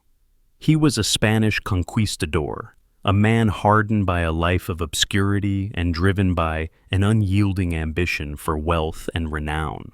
He journeyed to the edge of the known world, leading a small, determined band of adventurers into the heart of the Andes, to the doorstep of one of the greatest empires on earth, the Inca. What was about to unfold was not a battle of armies, but a single, audacious, and brutally calculated act of treachery, a gamble for a continent. This is the story of the ambush at Cajamarca. Imagine the central square of the mountain town of Cajamarca. It is unnaturally empty, unnervingly silent. The air is thin and thick with a suspense that is almost unbearable. Hidden within the low stone buildings that line the square, Francisco Pizarro and his tiny force of fewer than 200 conquistadors wait. They are a small island of steel, gunpowder, and desperate resolve, surrounded by an ocean of the Inca Empire. Pizarro's plan is one of almost unimaginable boldness. He has no intention of fighting the tens of thousands of warriors in the army of the Sapa Inca, Atahualpa. He intends to capture the emperor himself, a ruler who is not just a king, but a living god to his people. Under the guise of a peaceful diplomatic meeting, he has lured Atahualpa into the square. The Sapa Inca, carried aloft on a magnificent litter of polished wood, shimmering gold, and iridescent feathers, makes his grand entrance. He is followed by a vast procession of his nobles and attendants, a river of color and ceremony. They are thousands strong, but they are almost entirely unarmed, confident in the divine presence of their ruler. They are completely unaware that they are walking into a perfectly laid trap. As Atahualpa and his thousands of followers fill the square, a strange, profound silence falls. The Spanish remain hidden. And then, at Pizarro's signal, the hollow square explodes. The roar of a few small cannons echoes off the stone walls, a sound of thunder in the thin mountain air. It is followed by the sharp, deafening crackle of arquebuses. The doors to the buildings are thrown open, and from them charge the Spanish cavalry, armored men on the backs of powerful animals the Inca have never seen before, creatures that seem to be a part of their riders. This is an assault on the mind. The goal is not to eliminate, but to create absolute paralyzing terror. Through the shrieking chaos, the smoke, and the panic, Pizarro himself, with a small, hand-picked group of his bravest men, fights his way through the terrified crowd. They ignore all else, their eyes fixed on a single target, the golden litter of the Sapa Inca. In a few terrifying minutes, the unthinkable happens. The thousands of Inca attendants, unarmed and caught in a storm of psychological shock, are rendered helpless, and Atahualpa, the divine son of the sun, is dragged from his throne and taken prisoner. In the entire shocking affair, not a single Spaniard is lost. With the capture of their god king, the brain of the Inca Empire was taken hostage. The lines of command were instantly paralyzed. The will to resist, for a moment, was broken. One of the mightiest empires in the Americas had been brought to its knees, not by an army, but by a single, perfectly executed and ruthlessly calculated ambush. The ambush at Cajamarca did not conquer the Inca Empire, but it severed the head of the serpent, beginning the unavoidable, tragic collapse that was to follow. Oda Nobunaga. In a time when Japan was a fractured mosaic of warring clans, he was a minor lord, known more for his eccentric behavior than for his military might. He was a man who defied convention, who saw the world not as it was, but as it could be. And now, the world was coming to crush him. The great warlord Imagawa Yoshimoto was marching, his destination the capital city of Kyoto, his path leading directly through Nobunaga's small domain. This is the story of a battle that should have been an execution, a story of a hopeless gamble where genius, audacity, and a timely act of nature conspired to create one of the greatest upsets in the history of the samurai. This is the story of the Battle of Okehazama. Imagine the atmosphere within Nobunaga's castle. It is thick with dread. The Lord Imagawa Yoshimoto, a titan of his time, is advancing with a colossal army of over 25,000 men. To face this living avalanche, Nobunaga can gather no more than 3,000 soldiers. His most trusted advisors plead with him. Stay within the castle walls, they beg. Prepare for a siege. It is the only logical course of action. But Nobunaga was not a man who followed logic. In the quiet hours before the dawn, he performed a traditional war dance. He sang a song, a verse about the fleeting, dreamlike nature of a human life in the vastness of eternity. Then, with an abruptness that shocked his retainers, he called for his armor and rode out into the morning mist with only a handful of attendants. He did not ride towards the enemy. He led his small, loyal army on a winding, roundabout march, using hidden paths and the contours of the land to mask his numbers and his true intentions. He set up a decoy, a phantom army of straw soldiers, and a forest of banners at a nearby temple, a simple trick to deceive the Imagawa scouts. All the while, his real force was moving, silently, towards a narrow wooded gorge called Okehazama. It was here that Yoshimoto, in his supreme confidence, had made his camp. It was here that the great lord and his commanders were celebrating a victory they had not yet won. As the afternoon wore on, the Imagawa camp was a scene of celebration and relaxation. The soldiers, believing the campaign all but over, drank and feasted, and then the sky began to change. The bright summer day darkened, and the air grew heavy. A sudden, violent thunderstorm erupted. Rain fell in blinding sheets. Wind howled through the gorge. Thunder cracked and rolled across the hills. For the Imagawa, it was a nuisance. For Nobunaga, hidden in the woods on a nearby hill, it was a divine gift. The storm was a cloak. It masked the sound of his army's final approach.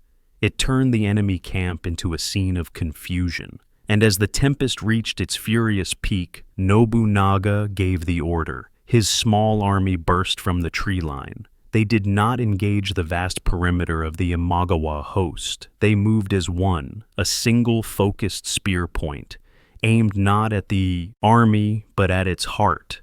Their target was the silk enclosure, the command post of Imagawa Yoshimoto himself. The attack was a complete and total surprise. The Imagawa soldiers, expecting an assault from the south, were suddenly struck from the north, in the very center of their camp. In the chaos of the storm, amidst the driving rain and the disorienting wind, they could not form a proper defense. The assault was a lightning strike, swift and deadly. In the swirling confusion, Nobunaga's samurai fought their way to Yoshimoto's tent. In a matter of moments, the mighty warlord, the man who had dreamed of ruling from the capital, was struck down. The news of their commander's fall spread through the camp like a shockwave. With him, the spirit of the great Imagawa army died. Without a leader, without a purpose, the will to fight simply evaporated. The vast host dissolved, not in a retreat, but in a panicked, chaotic rout. When the storm passed and the sun broke through the clouds, Oda Nobunaga stood on the battlefield. He was no longer a minor, eccentric lord on the brink of annihilation. He was the victor of an impossible battle. The Battle of Okahazama did more than just save the Oda clan from destruction. It was the thunderclap that announced the arrival of a new, unstoppable force, the first great step on Oda Nobunaga's bloody and brilliant path to the unification of Japan. Takeda Shingen. He was called the Tiger of Kai, a warlord of immense prestige and one of the most brilliant strategic minds of Japan's Sengoku period, the age of warring states. His banner, bearing the words Furin Kazan, wind, forest, fire, mountain, was a symbol of his military philosophy. Swift as the wind, silent as the forest, ferocious as fire, and immovable as the mountain. He was a living legend. And now he was on the march, his eyes set on the ultimate prize, the capital city of Kyoto. His path took him past the domain of a young, ambitious, and dangerously overconfident lord. And on a windswept plain, a master was about to teach a brutal lesson. This is the story of the Battle of Mikatagahara. The preparation for this battle was a masterclass in psychological warfare. Takeda Shingen, the Tiger, had no intention of wasting his time or his men laying siege to Hamamatsu Castle, the stronghold of the young lord, Tokugawa Ieyasu. In a calculated display of contempt, Shingen simply marched his army past the castle walls, as if Ieyasu was a foe not even worth acknowledging. For the proud and hot-blooded Ieyasu, this silent insult was unbearable. Ignoring the desperate pleas of his veteran retainers, who urged him to remain within the safety of his fortress, he chose honor over prudence. He chose to take the bait. He led his smaller, less experienced army out of the castle and onto the open, windswept plain of Mikatagahara to confront the legend. Shingen, seeing that his prey had left the safety of its den, halted his great army's march. With a calm, deliberate precision, he turned his forces around. He deployed them in his favored formation, the dreaded Gyoran no Jin, the fish scale, a formation designed for one purpose: an overwhelming, crushing offensive. As the winter sun began to set, the vast Takeda army stood in silent, perfect order, a wave of steel and banners poised to break upon the shore of the smaller Tokugawa force.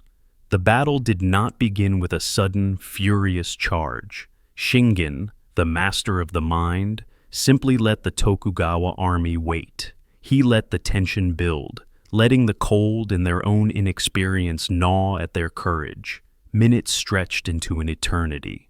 Finally, Ieyasu could wait no longer. He gave the order, and a volley from his arquebusiers, his prized gunners, cracked through the silence, sending a cloud of smoke drifting towards the Takeda ranks. And then Shingen responded. His answer was not a return volley of gunfire, it was an earthquake. He unleashed his legendary cavalry, the pride of his clan, widely considered the most powerful mounted force in all of Japan. The sight was one of awesome, terrifying power. A solid wall of armored horsemen, their lances leveled, surged forward with a single, unified roar, the ground itself trembling beneath the thunder of their hooves. It was not a charge to be fought, it was a force of nature to be endured. The lines of the Tokugawa, though they fought with courage, were not broken. They were vaporized, shattered almost instantly by the sheer, unstoppable weight and ferocity of the impact. The battle was over as quickly as it had begun. It was not a contest, it was an execution. Ieyasu's army dissolved into a state of total, panicked rout. Ieyasu himself, facing the most humiliating defeat of his entire life, was forced to flee for his life, galloping desperately back towards the sanctuary of Hamamatsu Castle with only a handful of his men. But in that moment of utter defeat, a spark of the genius he would one day become flared to life. Reaching the castle, Ieyasu made a desperate gamble. He ordered the main gates thrown wide open. He had all the braziers lit, illuminating the walls, and commanded his drummers to beat the great war drums, a thunderous, defiant rhythm in the night. The Takeda vanguard, arriving in pursuit, reined in their horses. They saw the open gates, the blazing lights, the steady, confident beat of the drums, and they hesitated. This was not the action of a defeated lord. This had to be a trap.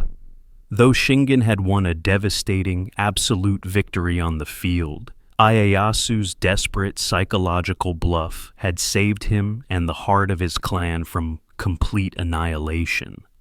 Mikatagahara was a bitter, searing lesson that was burned into the soul of Tokugawa Ieyasu. It taught him the patience and caution that would one day allow him to do what Shingen never could, unify all of Japan. For the Tiger of Kai, it was one of his last and most brilliant victories, a perfect final demonstration of his overwhelming power and strategic mastery. Gustavus Adolphus. He was the king of Sweden, a distant northern land, but his ambition and his vision would set the heart of Europe ablaze. He was called the Lion of the North, a devout Protestant king who entered the brutal, chaotic 30 Years' War, not just as a conqueror, but as a revolutionary. He brought with him a new way of thinking, a new way of fighting, and on a fateful day, on a flat plain near Leipzig, the old world of warfare was about to collide with the future. This is the story of the Battle of Breitenfeld. Imagine the field of battle. On one side stands the army of the Catholic League, commanded by the grizzled and undefeated veteran, Count Tilly. His army is a picture of tradition and brute strength, arranged in the formidable tercio formations that had dominated European warfare for a century. They are massive, deep squares of infantry, bristling with pikes, slow-moving but nearly unbreakable human fortresses. They are the very symbol of established, unwavering power. Facing them, Gustavus Adolphus, the Lion of the North, has deployed something entirely different. His Swedish army is arranged not in great, dense blocks, but in smaller, shallower, more flexible units. In these innovative brigades, he has combined his pikemen, his musketeers, and his new, light, mobile artillery into a single, cohesive organism. This is not a wall of steel designed to simply stand and absorb a charge. It is a war machine, designed to move, to flex, and to adapt. The air is tense, holding the quiet breath before the clash of two ages. The battle begins. On the Swedish left flank, their inexperienced Saxon allies, who have only recently joined the cause, are the first to feel the weight of the imperial assault. Under the crushing pressure of Tilly's veterans, the Saxon line wavers, breaks, and then dissolves completely, fleeing the field in a disorganized panic. In an instant, the entire left flank of Gustavus's army is exposed, unprotected, and vulnerable. For any other army of the period, this would have been the end, a catastrophic and irreversible disaster. Count Tilly sees his chance for a decisive, crushing victory. He orders his lumbering, ponderous tercios to begin a slow, wheeling maneuver to turn and smash into the exposed Swedish flank. But it is in this moment of supreme crisis that the genius of Gustavus Adolphus and his revolution in warfare truly shines. There is no panic. Instead, with a calm and precision that must have seemed impossible to his enemies, he executes his plan. He gives the order, and his second line of infantry, held in reserve, moves with incredible speed and discipline. They do not plug a gap. They pivot a full 90 degrees, forming an entirely new battle line, facing the oncoming threat as if it had been their plan all along.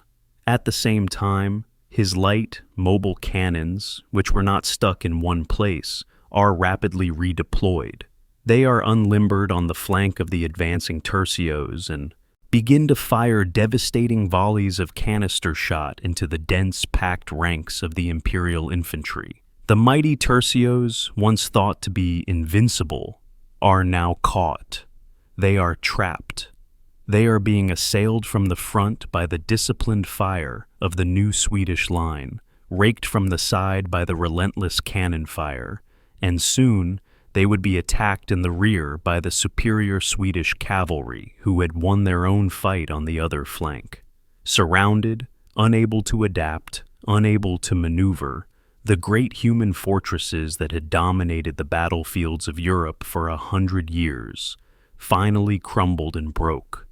For the first time in the long, brutal war, Tilly's imperial army was utterly defeated in an open field. The Battle of Breitenfeld was more than just a victory. It was the birth of modern warfare. It proved the age of the tercio was over, and established Gustavus Adolphus as one of the greatest military innovators of all time. He was a king whose new tactics of flexibility and combined arms would shape the way wars were fought for centuries to come. Frederick the Great. He was the King of Prussia, a man known to his people as Old Fritz. He was a philosopher, a musician, and a composer. A ruler who ushered in an age of enlightenment. But on the brutal stage of 18th century Europe, he was, above all else, a master of the art of war. His small kingdom was surrounded by enemies, fighting for its very survival. And in its darkest hour, on a frozen field, he would orchestrate a symphony of deception and movement. This is the story of his greatest masterpiece. This is the story of the Battle of Leuthen. Imagine the scene. Under the gray, heavy sky of a December day, the vast Austrian army of Prince Charles of Lorraine is drawn up in a colossal defensive line, a wall of men and cannon stretching for more than 9 kilometers. They are confident, secure in their position, and they outnumber the approaching Prussians by almost 2 to 1. They wait, expecting a desperate, head-on attack. For the King of Prussia, Frederick the Great, facing them, any such attack would be suicide. But Frederick had no intention of playing by his enemy's rules. His plan was a gamble of pure genius, a masterpiece of illusion, masked by the rolling terrain and the enemy's own expectations. The battle began as a performance, a carefully staged play. Frederick dispatched a small force of his cavalry and infantry, to advance on the far right flank of the Austrian line. It was a conspicuous, noisy, and seemingly genuine attack, and Prince Charles took the bait. Believing this to be the main Prussian assault, he began to shift his own reserves from his center to reinforce his threatened right wing. He was strengthening a wall that was never truly in danger, and in doing so, he was fatally weakening his own left. While the Austrian commanders were focused on this diversion, on this piece of theater, the impossible was happening. The main Prussian army, under the personal command of Frederick himself, had simply vanished. Shrouded from view by a line of low, rolling hills, the entire Prussian army was on the move. They were not advancing to attack. They were marching parallel to the Austrian line, completely hidden from their sight. Imagine the quiet discipline of it. An entire army, tens of thousands of men, moving like a ghost army, their flags lowered, the sound of their march muffled by the terrain, their purpose a complete secret. Once they had marched completely past the end of the now weakened Austrian left flank, Frederick gave the order. The army pivoted, a perfect 90-degree turn, and advanced. As if rising from the earth itself, the Prussian army suddenly emerged from the mists, not to the Austrian front, but on their unguarded flank, perfectly deployed for a devastating attack. The surprise was absolute. The Austrians were struck with furious force at their most vulnerable point by the full weight of the Prussian army. Like a door being torn from its hinges, the entire Austrian left wing collapsed. Frederick was now executing his signature tactic, the oblique order, with lethal perfection. He was concentrating the entire power of his smaller army against one single point of the enemy line, and then beginning the slow, methodical process of rolling up the entire 9-kilometer-long Austrian formation from one end to the other. Prince Charles tried desperately to turn his troops, to form a new defensive line, to face this unexpected onslaught, but it was far too late. The iron discipline and the astonishingly fast rate of fire of the Prussian infantry gave them no chance to recover. The mighty Austrian army, so confident just hours before, dissolved into a state of total collapse. As night fell on the cold field, Frederick stood the master of one of the greatest tactical victories in all of military history. The Battle of Leuthen did not just save Prussia from certain destruction. It became the textbook example of how a single, brilliant mind could defy impossible odds. A battle that would be studied, admired, and marveled at by generals for generations to come. George Washington. He was not a man born of military tradition, but a surveyor and a farmer, called upon to lead a fledgling army in a revolution against the most powerful empire on earth. For years, he had endured hardship, defeat, and the bitter cold of winter encampments. He was the force of will that held a fragile rebellion together. Now, after a long and arduous war, the final masterful checkmate was about to be played. This is the story not of a single, thunderous clash, but of a grand symphony of deception, logistics, and international cooperation. This is the story of the Siege of Yorktown. The preparation began as a grand piece of theater. George Washington, whose army was then encamped near New York City, knew he could not defeat the main British force there in a direct assault. But he also knew that another British army, under the command of Lord Cornwallis, had fortified itself at a small Virginia port town called Yorktown, a town on a peninsula, a potential trap. So, Washington began one of the great deceptions in military history. He created the convincing illusion that he was about to launch a massive attack on New York. False dispatches were written. Phantom encampments were built, while the British High Commander, Sir Henry Clinton, focused all his attention and resources on defending the city. Washington secretly began to move. In an extraordinary feat of logistics, the combined American and French army began a silent, grueling forced march, covering hundreds of miles south, their true destination a carefully guarded secret. But the key to this continental-scale trap did not lie on the land. In a perfectly coordinated maneuver, a great French fleet, under the command of Admiral de Grasse, sailed from the Caribbean. They entered the mouth of the Chesapeake Bay, engaged and defeated the British naval squadron sent to relieve Cornwallis, and established an impenetrable blockade. The sea gate was closed. When Washington's and Rochambeau's armies finally arrived and encircled Yorktown by land, the trap was sprung. Lord Cornwallis was completely and utterly trapped. There was no escape by land, and now there was no hope of rescue or evacuation by sea. The siege itself was a slow, methodical, and inescapable demonstration of military engineering. The Allied armies began to dig. They constructed a series of parallel trenches, a great arc of earthworks that crept closer and closer to the British defenses with each passing day. From these ever-advancing positions, a relentless artillery bombardment began. The heavy French siege cannons, in particular, sent a constant chorus of destruction into the town, day and night.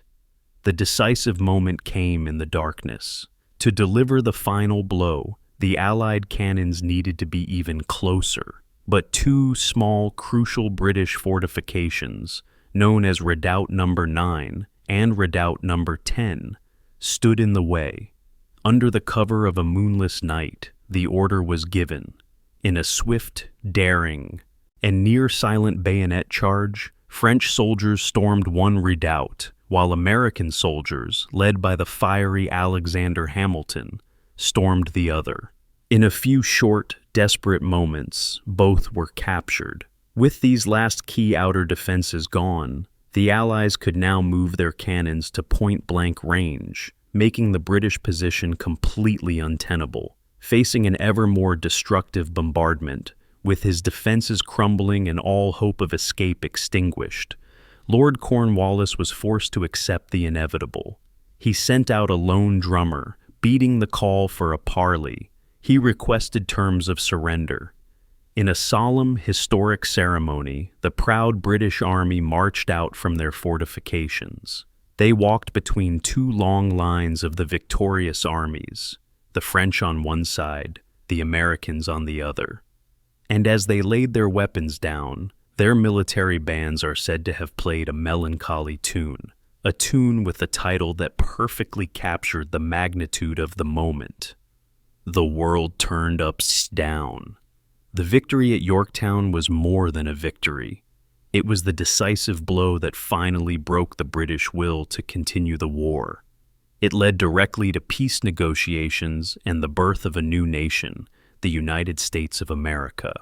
It was a victory forged not just by courage in battle, but by grand strategy, brilliant deception, and a world-changing alliance. Napoleon Bonaparte. He was a product of revolution, a man of ferocious intellect and boundless ambition who rose from the chaos of his time to become the master of France, and then the master of Europe. He was an emperor, a lawgiver, and a military genius whose name would define an entire age. His armies, the Grande Armée, marched to the rhythm of a new kind of warfare, a warfare of speed, audacity, and decisive action. And now, on a frozen landscape in the heart of Moravia, he faced a colossal army, a combined force of the Russian and Austrian empires. Outnumbered and seemingly outmaneuvered, he was about to create his single greatest masterpiece. This is the story of the Battle of Austerlitz. The preparation for this battle was a work of profound, calculated deception. Under a cold winter sky, Napoleon looked upon the Allied army, and instead of showing them strength, he projected weakness. He deliberately abandoned the crucial strategic high ground, the Pratzen Heights, leaving it temptingly open. He stretched his own right flank, thinning it out until it looked fragile, vulnerable, and on the verge of collapse. To the Allied commanders, Tsar Alexander of Russia and Holy Roman Emperor Francis II, this was an unmissable sign of error and fear.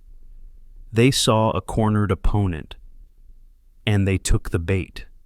Their plan became simple, obvious, and exactly what Napoleon wanted. They would launch a massive, overwhelming assault on his weak right flank, sweep behind him, and cut off his line of retreat. On the eve of the battle, as the Allied army began to shift its vast weight, moving troops away from their own center to mass them for the great flanking attack, Napoleon's true striking force was making its own silent preparations. In the valleys below the Pratzen Heights, hidden from view by the terrain and a thick, soupy morning fog, Marshal Soult's corps, the hammer of the French army, waited in complete silence. The great chessboard was set. As dawn broke on the 2nd of December, the legendary sun of Austerlitz began to burn through the thick mist, slowly revealing the battlefield. The battle began just as Napoleon had foreseen. A huge force of Allied soldiers crashed against his thin right flank. There, the men of Marshal Davout, having completed an incredible forced march to arrive just in time, fought with desperate, heroic courage, holding the line against impossible odds, bending but never breaking. From his command post, Napoleon watched. He waited with a cold, unnerving calm as more and more Allied troops were drawn into the fight on his right, just as he had planned.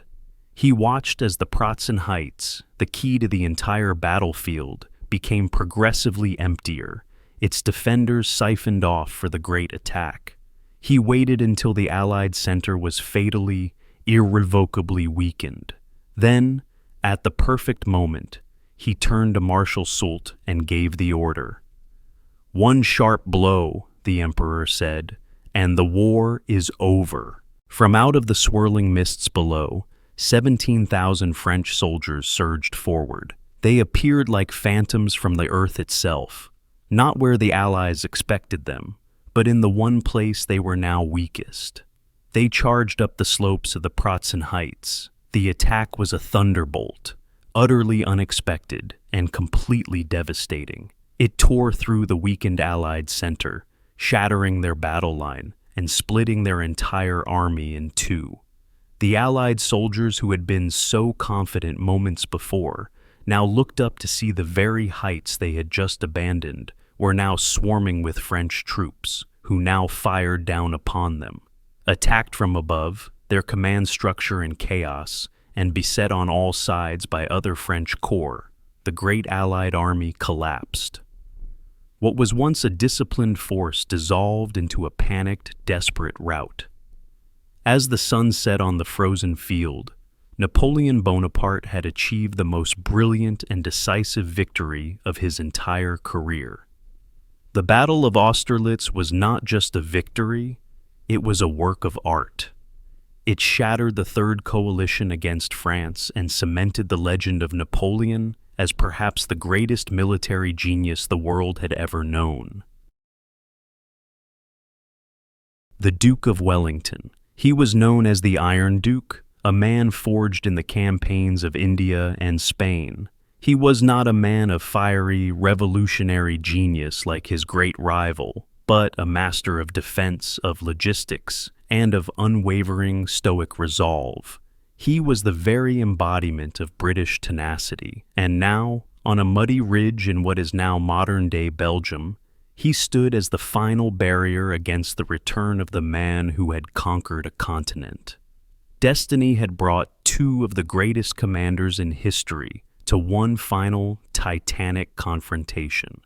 This is the story of an immovable object against an unstoppable force. This is the story of the Battle of Waterloo. The preparation was a masterpiece of defensive pragmatism.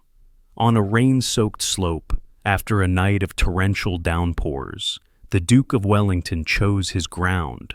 He did not seek a battle of glorious charges, but one of brutal, grinding attrition. His plan was a calculated gamble on endurance. His genius was in his deployment. He positioned the main body of his army on the reverse slope of the Mont Saint-Jean ridge, a simple but brilliant tactic. It hid his true numbers from his opponent, and it shielded his men from the terrifying and destructive power of Napoleon's grand artillery batteries. He then anchored his entire line on 3 fortified farm compounds, turning them into solid breakwaters against the coming storm. The chateau of Hougomont on his right, the farmhouse of La Haye-Sainte in his center, and the farm of Papelotte on his left. His entire strategy, his entire world, now rested on a single, desperate promise: to hold this ground at all costs until the promised Prussian army of Marshal Blücher could arrive. The battle was a relentless series of waves, the tide of the French army crashing again and again against the Allied cliff. Time after time, the French infantry charged up the muddy slope, a sea of blue and steel, only to be met at the crest by the disciplined, withering volleys of Wellington's red-coated infantry, who would seemingly rise from the earth as they stood up from their protected positions. The chateau of Hougomont became a battle within the battle, a vortex of fire and death that consumed thousands of France's finest soldiers throughout the long, brutal day. Then came one of the most awesome and terrible sights in military history: the great charge of the French heavy cavalry, led by the fiery Marshal Ney. Thousands of armored cuirassiers surged forward, a tidal wave of horsemen, to break Wellington's center. But the Allied infantry did not break. With a calm, drilled precision, they formed squares. They turned themselves into bristling hedgehogs of bayonets and steel, and wave after wave of the greatest cavalry in Europe broke upon them and receded. Late in the day, the farmhouse of La Haye-Sainte finally fell, tearing a dangerous hole in Wellington's line. His army was stretched to the absolute breaking point, but in that moment of supreme crisis, on the far horizon, the first dark columns of the Prussian army began to appear. Napoleon, seeing the battle and his destiny slipping away, played his final, most powerful card. He committed his last reserve, the very symbol of his glory, the undefeated Imperial Guard. As the evening sun cast long shadows across the field, the Imperial Guard, the elite of the elite, advanced up the slope for one last, glorious attack. Wellington himself was at the front, personally directing the defense. As the Guard reached the crest of the ridge, he gave the signal. Thousands of Allied foot guards, who had been lying down in the grass to protect themselves from cannon fire, rose as one. They unleashed a single, devastating, point-blank volley. For the first time in their storied history, the Imperial Guard hesitated. They stopped, and then they broke and ran. The cry went up across the entire battlefield, a cry of disbelief and triumph. La Garde recule. The Guard is retreating. It was the sound that broke the will of the French army. Wellington, seeing his moment, raised his hat high in the air, the signal for a general advance. The entire Allied line surged forward, and the great army of Napoleon dissolved into a final, chaotic rout. The battle was over. But Waterloo was more than the end of a battle. It was the end of an entire age. It was the final defeat of Napoleon Bonaparte, and the beginning of a century of relative peace in Europe, a peace secured by the iron-willed endurance of the man who held the line. Ulysses S. Grant. He was not a man who looked the part of a great commander. A quiet, unassuming figure, he had known failure in his civilian life. But the crucible of the American Civil War revealed the quiet, unshakable core of the man. He was a general of relentless, grinding determination, a commander who understood a simple, brutal truth. Wars were won by destroying the enemy's ability to fight. And on the banks of the Mississippi River stood the greatest obstacle to that goal. This is the story not of a single battle, but of a brilliant, sprawling campaign of logistics, audacity, and maneuver warfare. This is the story of the Vicksburg Campaign.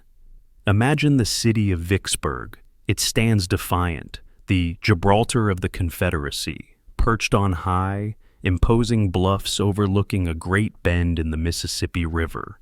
Its cannons command the water, and its landward side is a fortress of earth and timber. All direct, conventional assaults on this stronghold have ended in bloody failure. For Ulysses S. Grant, the problem was not how to take Vicksburg, but how to even get to it. His solution was one of the most audacious and unorthodox gambles in military history. He would not attack from the front. Instead, he began a long, arduous, and perilous march, moving his army south on the western bank of the great river through a nightmarish landscape of swamps and bayous. This plan required an even greater risk.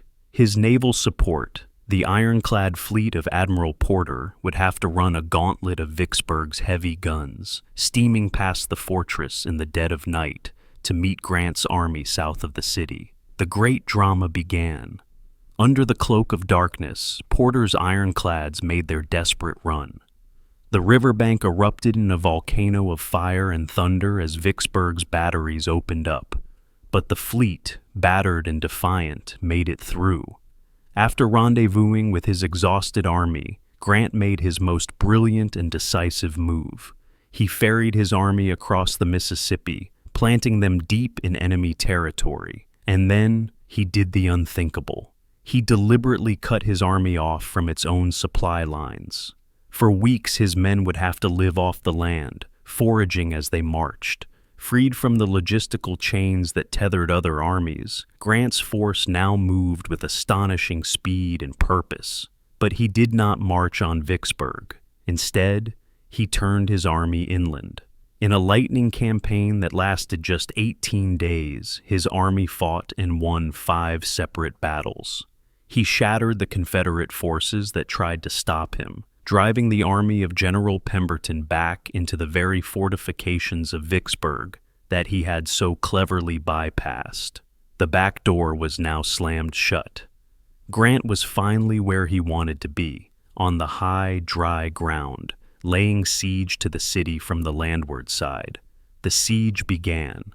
For 47 days and 47 nights, a ring of steel and fire tightened its grip around the city.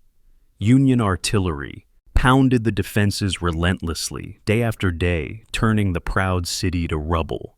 Inside Vicksburg, hope withered and died, facing starvation, sickness, and the never-ending bombardment. General Pemberton had no choice left. On the 4th of July, a date of profound, tragic symbolism for a nation at war with itself, he surrendered the city and his entire army.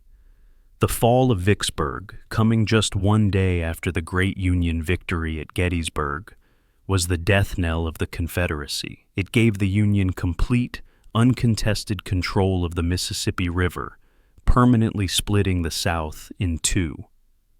This campaign was more than a victory. It was a testament to the stubborn, relentless genius of Ulysses S. Grant, the man who would ultimately become the savior of the Union and the final architect of its victory. Robert E. Lee. He was a man revered by his soldiers, a gentleman of Virginia who had become the very embodiment of the Confederate cause. A brilliant and audacious tactician, he commanded the Army of Northern Virginia, a force that was often outnumbered, outgunned, and outsupplied, but which he had molded into a formidable fighting machine through his sheer military genius. Now, in the dense, tangled forests of Virginia, he faced an enemy army of overwhelming size, and he was about to risk everything on one of the greatest gambles in the history of warfare. This is the story of what many consider to be his perfect battle, Chancellorsville. The preparation was a masterpiece of calculated deception. facing the massive Union Army of the Potomac, a force more than twice the size of his own. Led by the confident and boastful General Joseph Hooker, Robert E. Lee chose not to defend. He chose to attack. But to do so, he made a decision that defied all military logic. He chose to divide his already vastly outnumbered army, not once, but twice. He left a small, skeletal force to face the bulk of Hooker's army, a grand piece of theater staged in the dense, claustrophobic woods. Their job was not to win, but simply to hold, to fix the enemy in place and create the illusion of strength. The air was thick with the loud confidence of the Union encampment and the quiet, unnerving resolve of the Confederates. And then Lee's greatest gamble began. He dispatched his most brilliant and trusted lieutenant, the formidable Stonewall Jackson, with the vast majority of his army. Their mission, a long, perilous, and completely secret 12-mile flanking march through winding forest tracks to appear where the enemy least expected them, on their exposed, unprotected right flank. For hours, as Jackson's men made their silent trek, Lee himself was left with a perilously small force, facing the might of the Union Army. It was a gamble of such magnitude that its failure would have meant not just defeat, but complete and total annihilation.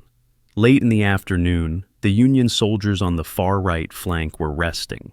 Believing the day's fighting was over, they had stacked their arms and were cooking their evening meals, their guard down, completely oblivious to the specter that was gathering in the woods beside them.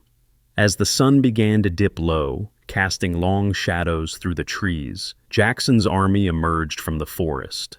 They did not appear as an army, but as a phantom, a sudden, terrifying force of nature. The attack was a whirlwind of surprise and fury. It crashed into the unprepared Union flank, shattering it completely. The Union line did not bend.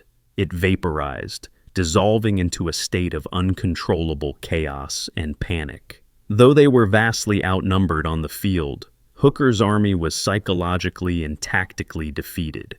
In the days that followed, the great Union host was forced into a humiliating retreat back across the river. It was a stunning, almost unbelievable victory, perhaps Lee's greatest, but it came at a terrible, irreplaceable price. In the chaos and the fading light of the battle, Stonewall Jackson was mistakenly fired upon by his own men. He would later die from his wounds. Lee had won his perfect battle, but he had lost his right arm, a blow from which the Army of Northern Virginia and the Confederacy itself would never truly recover. Georgy Zhukov. He was the man Marshal Stalin turned to when the Soviet Union was on the brink of absolute collapse. He was not a man of noble birth or political grace, but a career soldier, a master of logistics and grand strategy, forged in the brutal furnace of the Eastern Front. He was a man of iron will, tasked with a seemingly impossible mission: to halt the seemingly invincible German war machine at the city that bore his master's name. This is the story not of a single day's fight, but of a grand, terrible opera of sacrifice, deception, and strategy. A confrontation that would break the spine of the Nazi war machine. This is the story of the Battle of Stalingrad. The preparation did not take place on a green and open field. It took place in a universe of rubble, a sprawling city that had been ground into dust and ruin by months of relentless, savage combat. The mighty German Sixth Army, one of the finest in the world, had been drawn deep into this urban hell, a brutal, close-quarter struggle from building to building, a war of rats, the Rattenkrieg.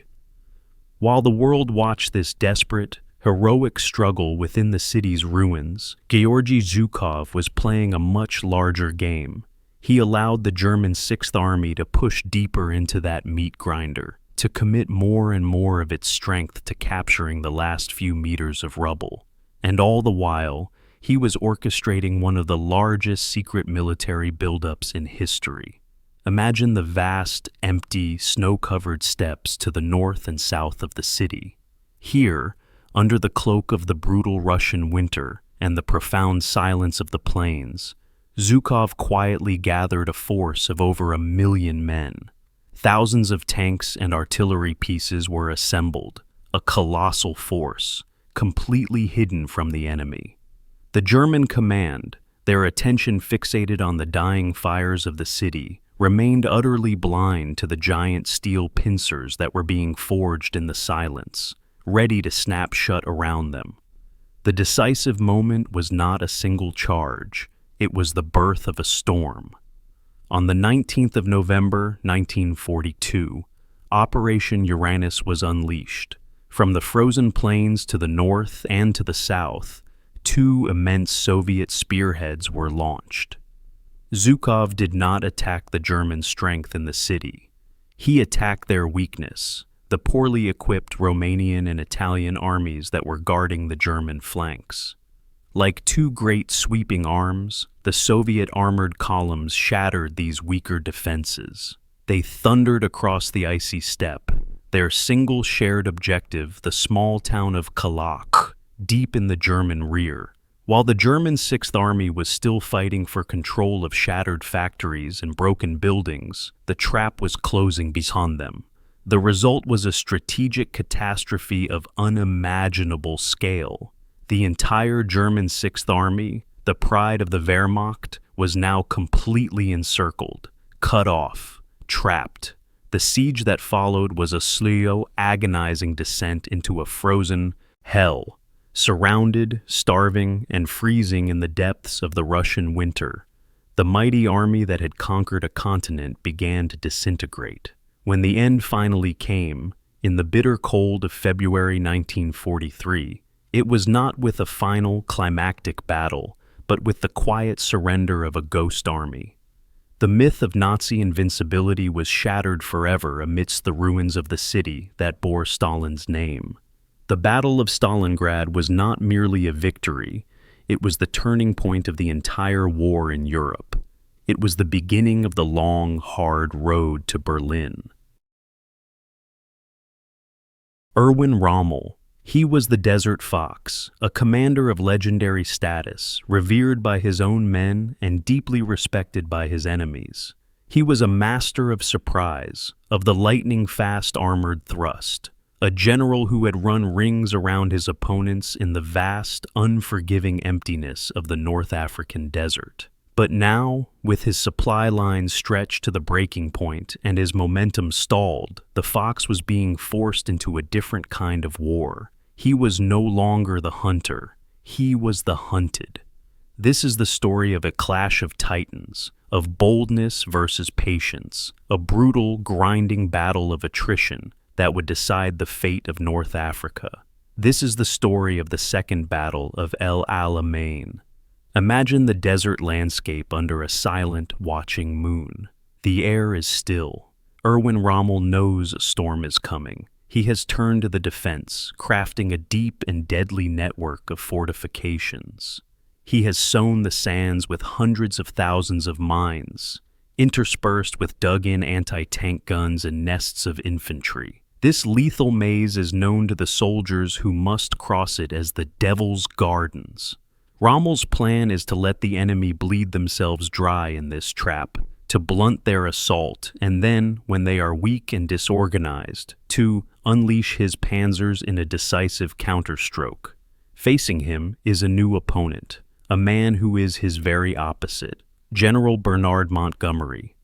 Montgomery is not a gambler. He is not a man of daring maneuvers. He is a meticulous, cautious, and utterly ruthless planner. He has gathered an overwhelming force of men, tanks, and above all, artillery. His plan, codenamed Operation Lightfoot, is not a stroke of improvisational genius. It is a methodical, overwhelming application of brute force, designed to slowly, deliberately, and completely grind Rommel's army into dust.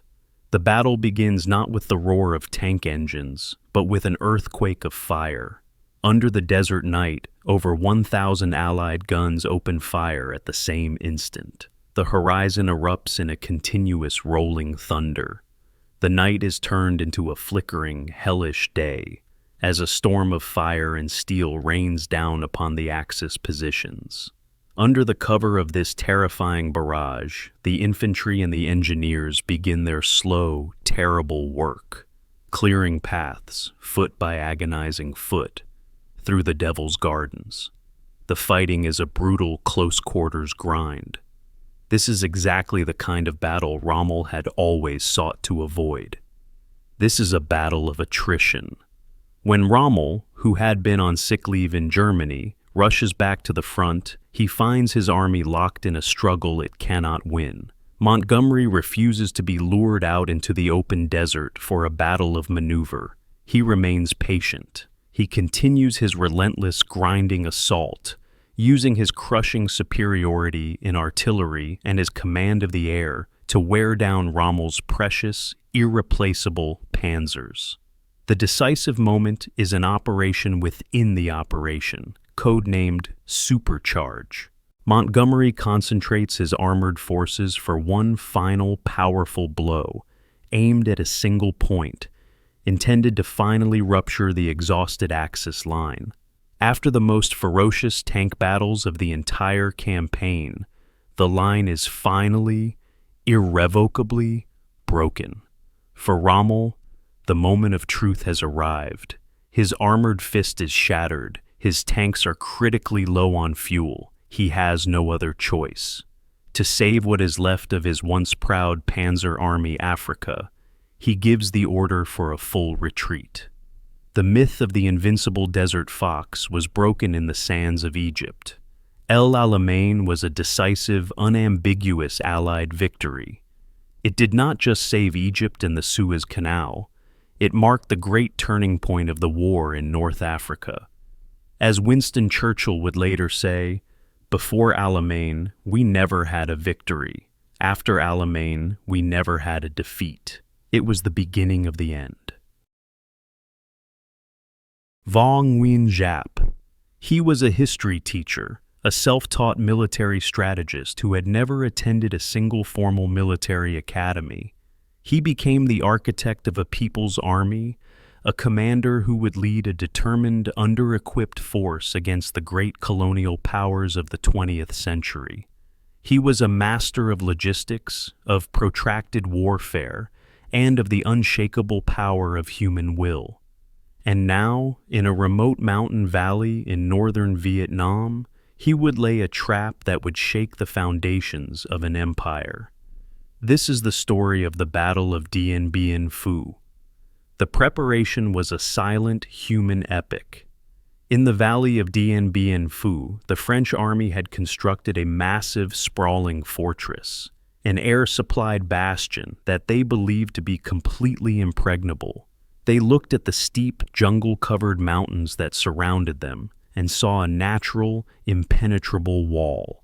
They believed it was impossible to bring heavy artillery through such unforgiving terrain.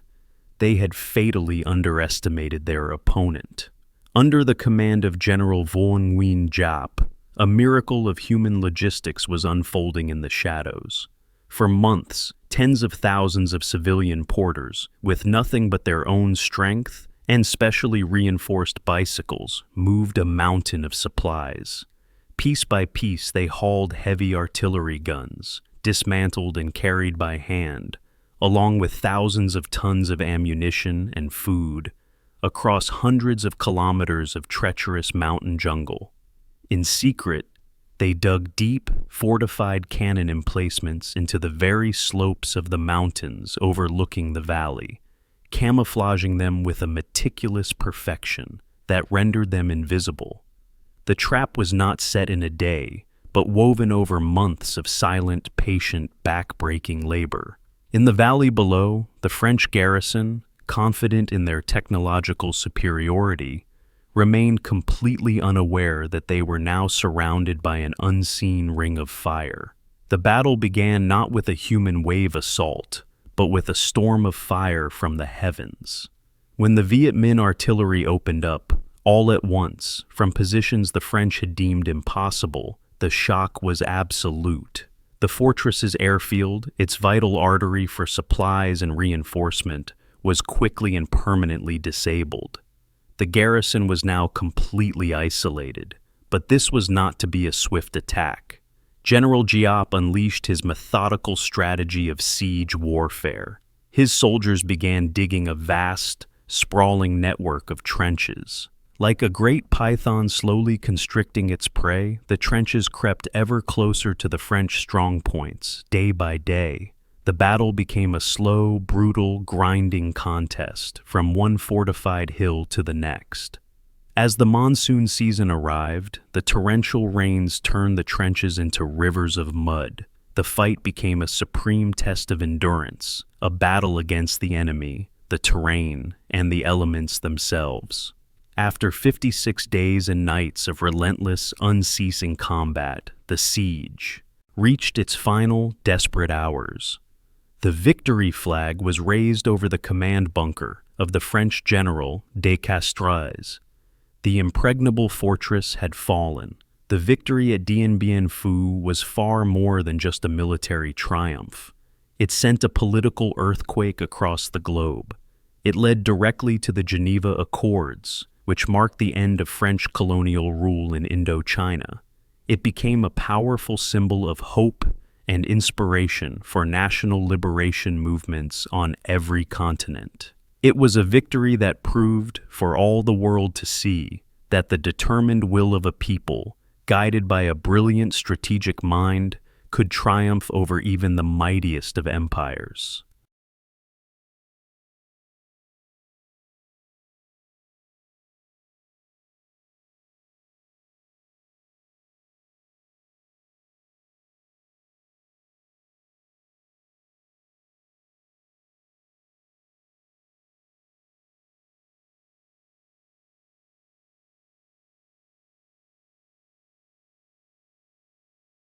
Themistocles.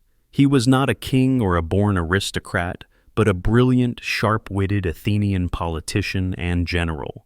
He rose to prominence in a city that was the cradle of a new idea, democracy. And now, that idea, and his entire world, stood on the brink of annihilation.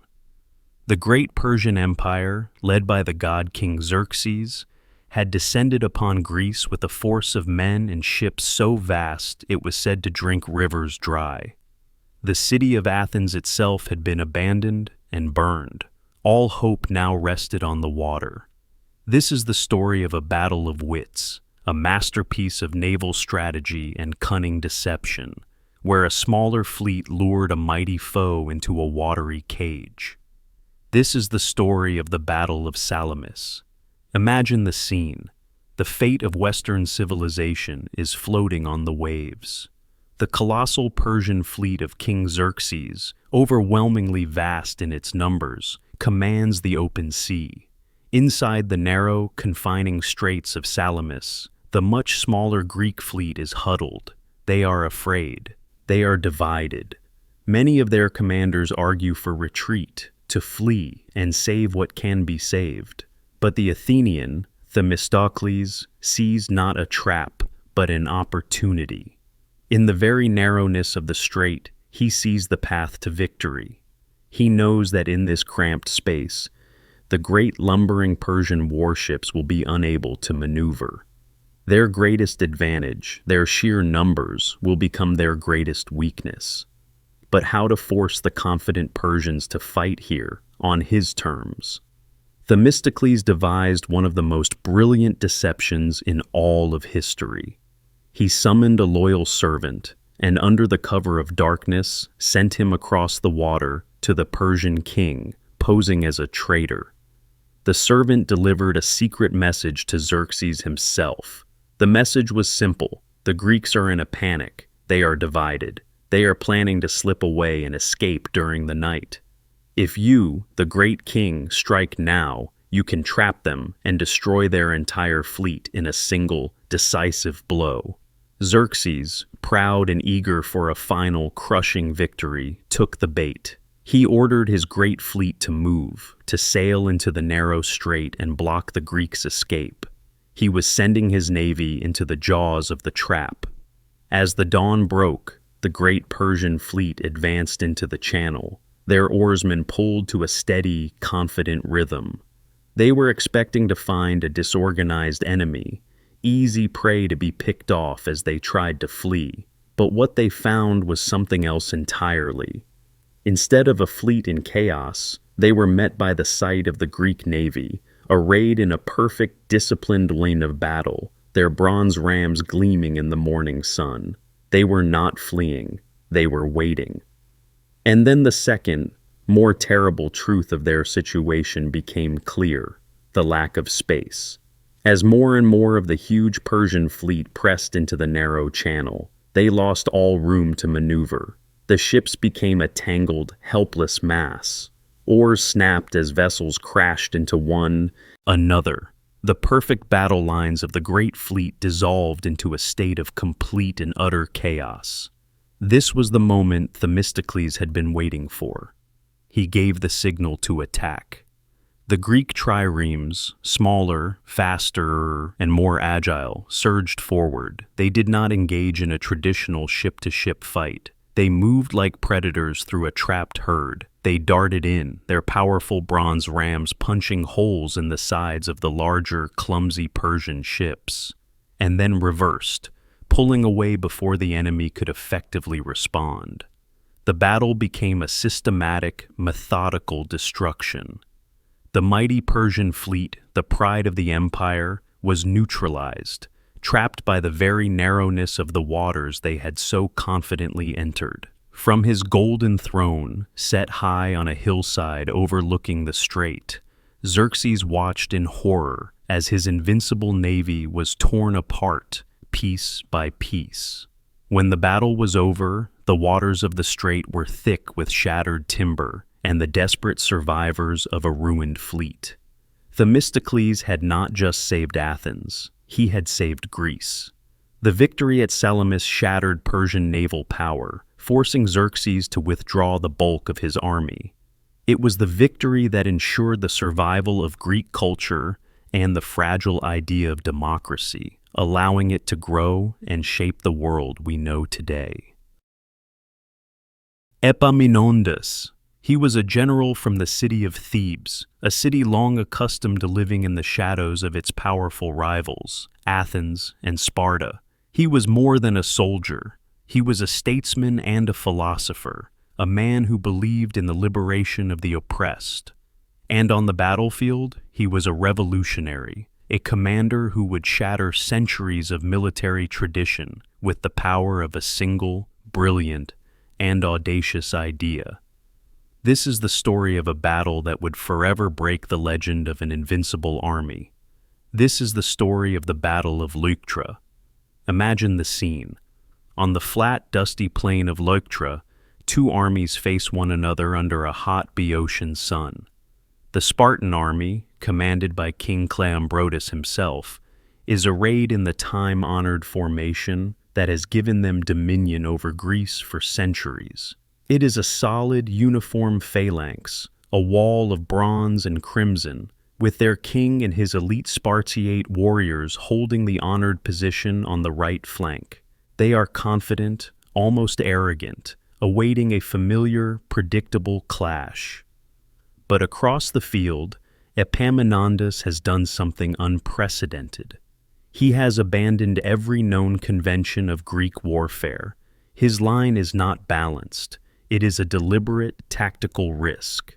He has weakened his own right wing, pulling it back in an angled formation, with strict orders to avoid and delay combat for as long as possible. But on his left wing, directly opposite the king and the very best soldiers Sparta has to offer, he has created a human battering ram. He has massed his finest troops, including the legendary Sacred Band of Thebes, into a phalanx of an unheard-of depth, 50 ranks deep, a dense, massive wall of shields and spears. His plan was not to fight a battle along the entire front. It was to deliver a single, decisive blow to the very heart of his enemy. The battle begins not with the clash of infantry, but with the charge of horsemen. The Theban cavalry, superior to their Spartan counterparts, quickly overwhelm and rout the horsemen screening the Spartan line, leaving the flank of their phalanx exposed. And then, the main drama begins. Epaminondas does not order a general advance. Instead, only his colossal left wing moves forward. It marches at an oblique angle, a great heavy column advancing on a single point, while the rest of his army holds back, refusing to even engage. The Spartans watch this strange and unsettling sight, an army that is not attacking them evenly, but is focusing its entire mass, its entire power, like a spear point aimed directly at their strongest position. The impact is immense. The 50-rank-deep Theban hammer crashes into the 12-rank-deep Spartan line. It is not a duel of swordsmanship. It is a tectonic collision of weight and will, a slow, methodical, and unyielding pressure.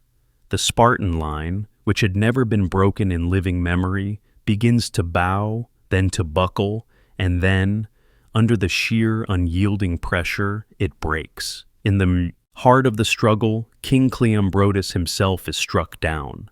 The death of the king and the collapse of their elite wing shattered the spirit of the entire Spartan army. As the supposedly invincible warriors turned and fled, the rest of their army, composed largely of reluctant allies, quickly disintegrated.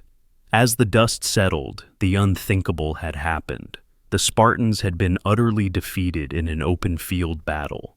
Leuctra was not just a victory, it was an earthquake that shook the Greek world. It shattered the myth of Spartan invincibility, permanently ending their long era of dominance, and ushering in a new age of Theban supremacy. It was all thanks to the tactical genius of one man who dared to think differently. Philip II of Macedon. He was the king of a rugged backwater kingdom, a land the proud city-states of southern Greece looked down upon. But he was a man of profound vision, a brilliant diplomat, and a military reformer of absolute genius. He took a kingdom of shepherds and farmers and forged from it a new kind of army, a professional, disciplined, and lethal war machine. And with it, he intended to do what no one had ever done: unite all of Greece under his command. On a plain in Boeotia, the old world of the Greek hoplite was about to face its destiny. This is the story of the Battle of Chaeronea. Imagine the scene. On the plain of Chaeronea, two worlds collide. The allied Greek force, a proud coalition of city-states, stands ready. The proud Athenians hold the left wing. The mighty Thebans hold the right, their line anchored by the legendary Sacred Band of Thebes, an elite unit of 300 warriors who in all their history had never known defeat in battle. They stand as a traditional wall of shields and spears, confident in the valor that has protected Greece for centuries. Facing them, Philip II, the architect of the Macedonian war machine, has arranged his army with calculated precision. His formidable Macedonian phalanx, with its long, deadly sarissa pikes, holds the center. Philip himself commands the right wing, but on his left, placed directly opposite the invincible Sacred Band, he has placed his faith in a new commander, his own 18-year-old son, Alexander, leading the elite companion cavalry. The air is thick with anticipation. The fate of all of Greece hangs in the balance. The battle begins. The Athenians on the Greek left, eager to prove their courage, charge forward with great spirit. But here, Philip's genius is revealed. Instead of meeting the charge head-on, he orders his right wing to execute a feigned retreat, giving ground slowly, in perfect, disciplined order.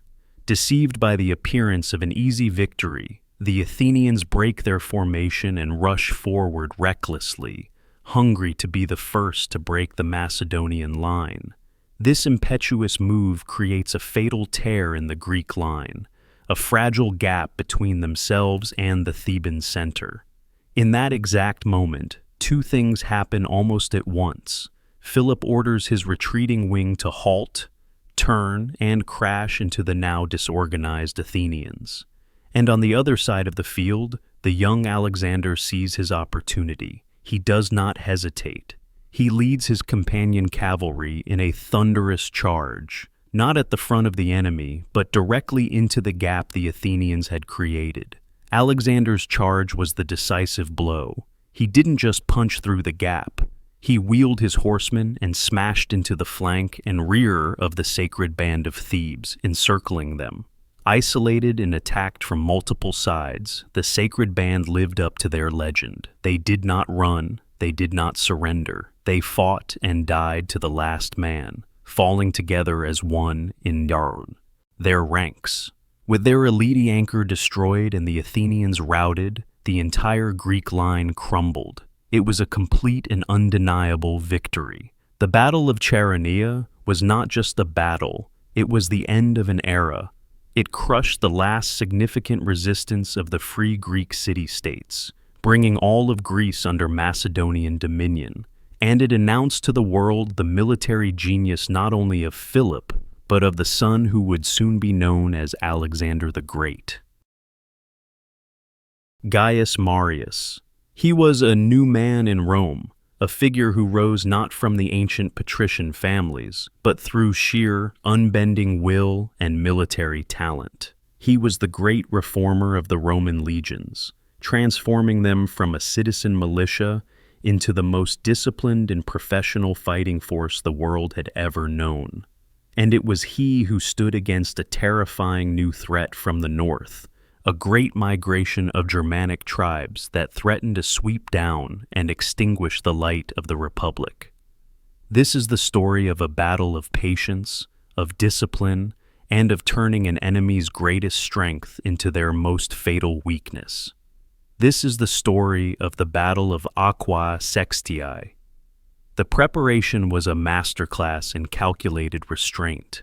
Facing a vast, ferocious host of Germanic tribesmen, Gaius Marius refused to be drawn into a battle on the open plain, where their numbers and ferocity could overwhelm him.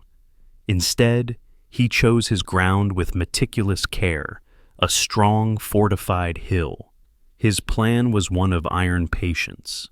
He ordered his newly reformed professional legionaries to hold their positions, to ignore the taunts, the insults, and the provocations of the Teuton warriors in the valley below.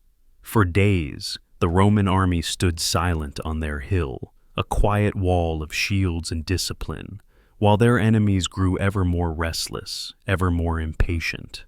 Marius was waiting. He was not just waiting for a mistake, he was actively crafting one. Under the cover of darkness, he dispatched a small force of 3,000 men on a silent, circling march. They moved into the wooded hills behind the Germanic camp, a hidden dagger, waiting in the darkness for the signal to strike.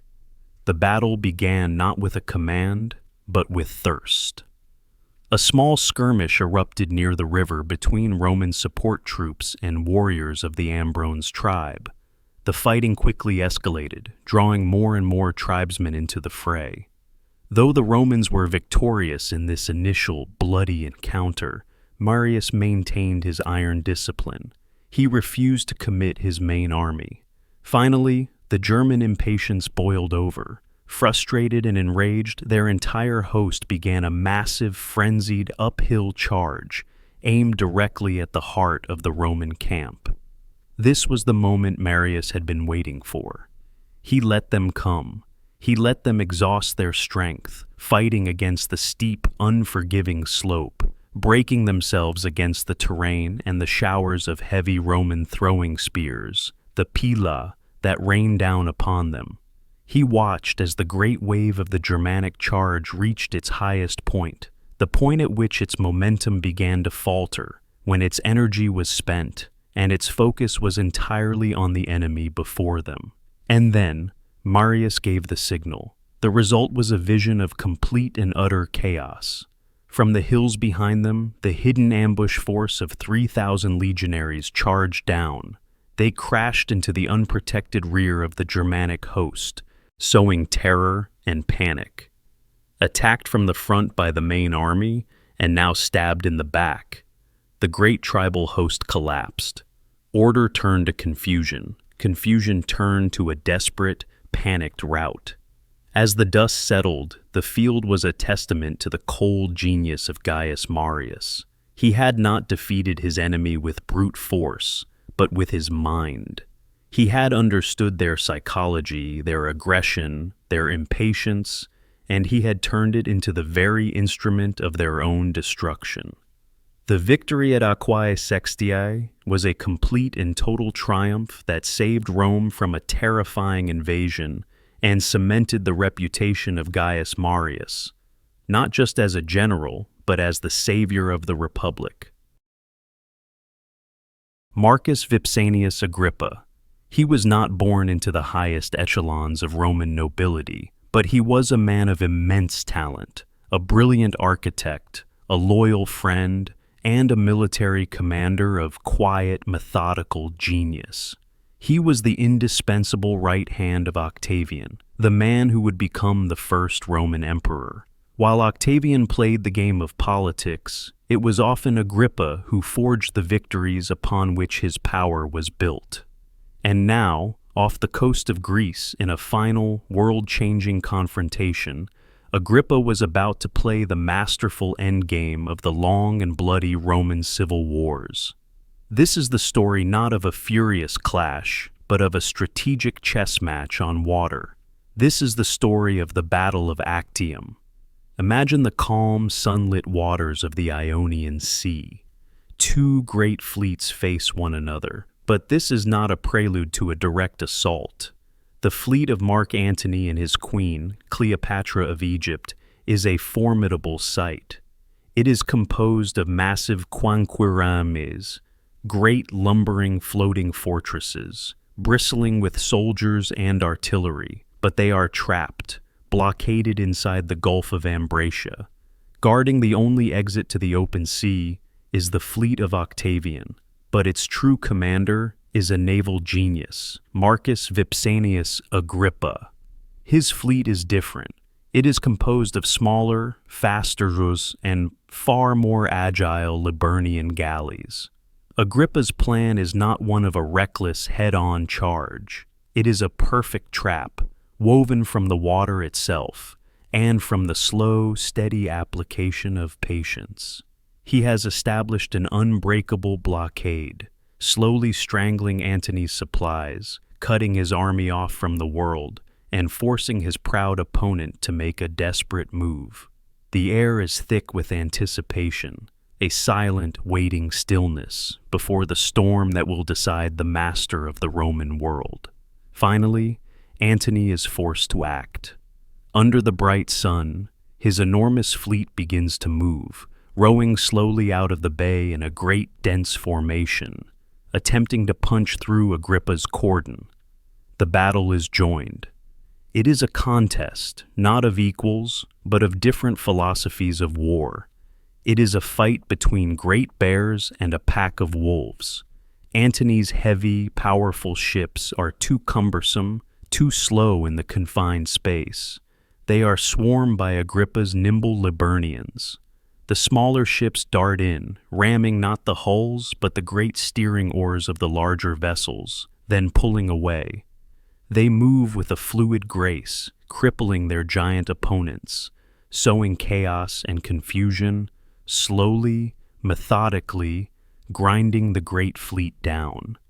And then, in the crucial moment of the battle, as the fight hangs in the balance, something strange and inexplicable happens.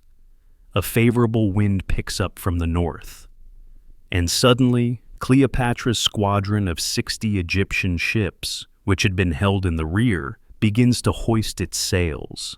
But these are not the small sails used for maneuvering in combat. They are the great sails, used for travel on the open sea. This is not an attack. It is an escape.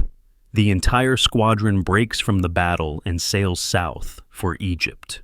From the deck of his flagship, Mark Antony watches this act of abandonment, and in a single fateful decision that seals his own destiny, he leaves his fleet. He abandons his men, who are still fighting and dying for him. He transfers to a smaller, faster ship, and he gives chase, following his queen into history. The departure of both of their commanders was a fatal blow to the morale of the fleet. The spirit of the resistance collapsed. What followed was no longer a battle. It was a methodical cleanup. Agrippa's fleet moved in, surrounding and capturing or destroying what was left of Antony's formidable navy.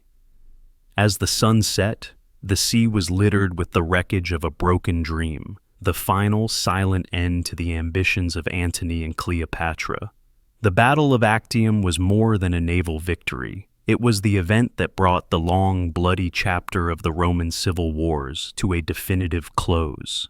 It cleared the path for Octavian to become the Emperor Augustus, and it marked the birth of the Roman Empire. It was a victory forged by the patient, strategic mind of Agrippa, a man who understood that sometimes the greatest battle is the one you force your enemy to lose, long before the fighting truly begins.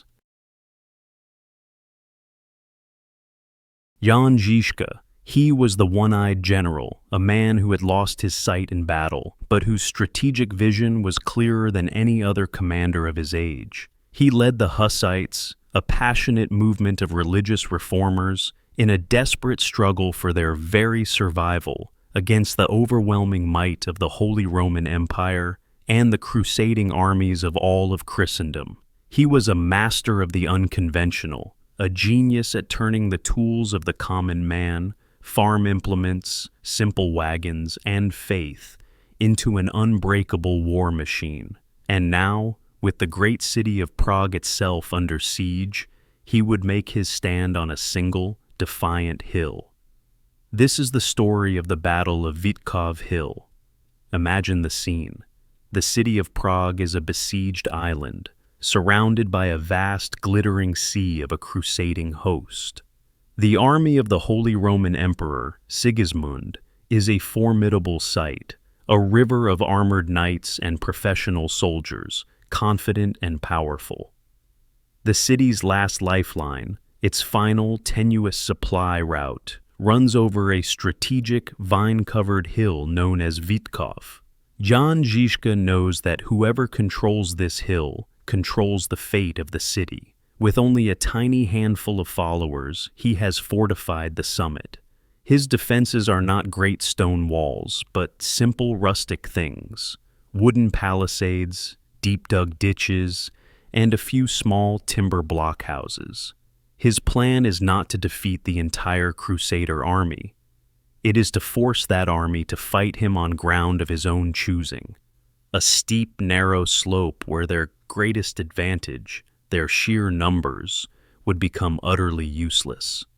Below, the sea of armored knights looks up at the small, defiant fortification, and they see a minor obstacle, an easy conquest. Above, the Hussites wait in the quiet stillness, their faith and their farming tools, reforged into weapons of war, held ready. The attack begins. Thousands of Crusader knights, dismounted for the assault, begin their arduous climb up the steep slope of the hill. Immediately, their greatest asset, the crushing power of a heavy cavalry charge, is negated by the terrain. Their advance slows to a crawl. Their perfect formations begin to unravel. By the time they reach the simple fortifications at the top, they are already tired and disorganized. The Hussites, fighting with the fierce courage of men and women defending their homes and their very souls, hold the line, but the sheer relentless weight of numbers is undeniable. Slowly, foot by bloody foot, the defenders are pushed back. They are overwhelmed. The line is about to break. They are on the verge of being annihilated. This is the moment Žižka had been waiting for. This was the moment his entire plan had been built around. In a perfectly coordinated act of timing, he gives the signal. From the gates of the city of Prague itself, a Hussite relief force suddenly emerges. They do not run to reinforce the straining defensive line on the hill. Instead, they charge directly into the exposed flank of the Crusaders, who are still struggling up the slope. The surprise is absolute. Caught between the ferocious defenders to their front, and now stabbed in the side by an enemy that has appeared as if from nowhere, the Crusader knights fall into chaos. Order turns to panic, and the great assault dissolves into a frantic, chaotic rout back down the hill. The mighty host, so confident of victory just minutes before, was broken. As the dust settled, Jan Žižka and his small band of followers stood as masters of the hill. They had not just saved Prague, they had done the impossible. The victory was a testament to Žižka's genius for using terrain and timing to his advantage. And it became an immortal symbol of the unshakable will of a small, determined force, standing together against the entire world. John Hunyadi. He was the White Knight of Hungary, a veteran commander who had spent his entire life as the unshakable shield of Christendom, standing against the rising tide of the Ottoman Empire. He was a man of the frontier, a master of defense and the swift counterattack. And now, in the twilight of his life, he was about to face his greatest challenge, a sultan who had conquered the unconquerable city and an army that seemed destined to overwhelm the world. This is the story of a battle of faith against despair, where a desperate, hopeless defense was transformed into one of the most miraculous counterattacks in history. This is the story of the Siege of Belgrade. Imagine the scene. Before the mighty fortress of Belgrade, the key to Europe, sits the grand army of Sultan Mehmed II, the man who had shattered the ancient walls of Constantinople. He has brought with him a colossal host, and the largest siege cannons the world has ever seen. The earth itself trembles with their constant thunderous bombardment. Inside the fortress, a small, desperate garrison holds on, their walls crumbling around them, their hope fading with each passing hour. But hope has not been extinguished. John Hunyadi's plan is not to simply defend from within the walls. It is to attack the siege itself. From the Hungarian plains, he has gathered a relief force, a passionate but poorly equipped army of peasant crusaders. And on the great Danube River, he has assembled a flotilla of ships. His first, desperate objective, to break the Ottoman naval blockade and get his men inside the dying city. The main act began with a brutal, swirling battle on the water. Hunyadi's smaller, lighter flotilla did not hesitate. It charged directly into the cordon of heavy Ottoman warships that chained the Danube. In a desperate, ferocious struggle, fueled by courage and brilliant command, the impossible happened. The Ottoman blockade was broken. Hunyadi had punched a hole in the siege, pouring fresh soldiers and, more importantly, a renewed spirit of defiance into the beleaguered fortress. But the true battle was just beginning. After weeks of relentless bombardment, the great walls of Belgrade finally fell, great sections of them collapsing into rubble. Mehmed the Conqueror, sensing his final victory, unleashed his elite, the Janissaries, for the final killing blow. The fighting in the city was a savage, street-to-street struggle. The outnumbered defenders were pushed back, inch by bloody inch. The fortress was about to fall. And then, in the moment of supreme crisis, something unexpected happened. Inspired by the fiery sermons of a Franciscan friar, John of Capistrano, a small group of the peasant crusaders, armed with little more than farming tools and faith, did the unthinkable. They launched a spontaneous, unauthorized attack out of a broken section of the wall, charging not at the Janissaries, but directly at the Ottoman cannon positions in the main camp. What began as a seemingly suicidal charge became a spark in a powder keg. Inspired by their impossible courage, More and more defenders poured out of the fortress, turning the desperate defense into a single, massive, and utterly unexpected counterattack.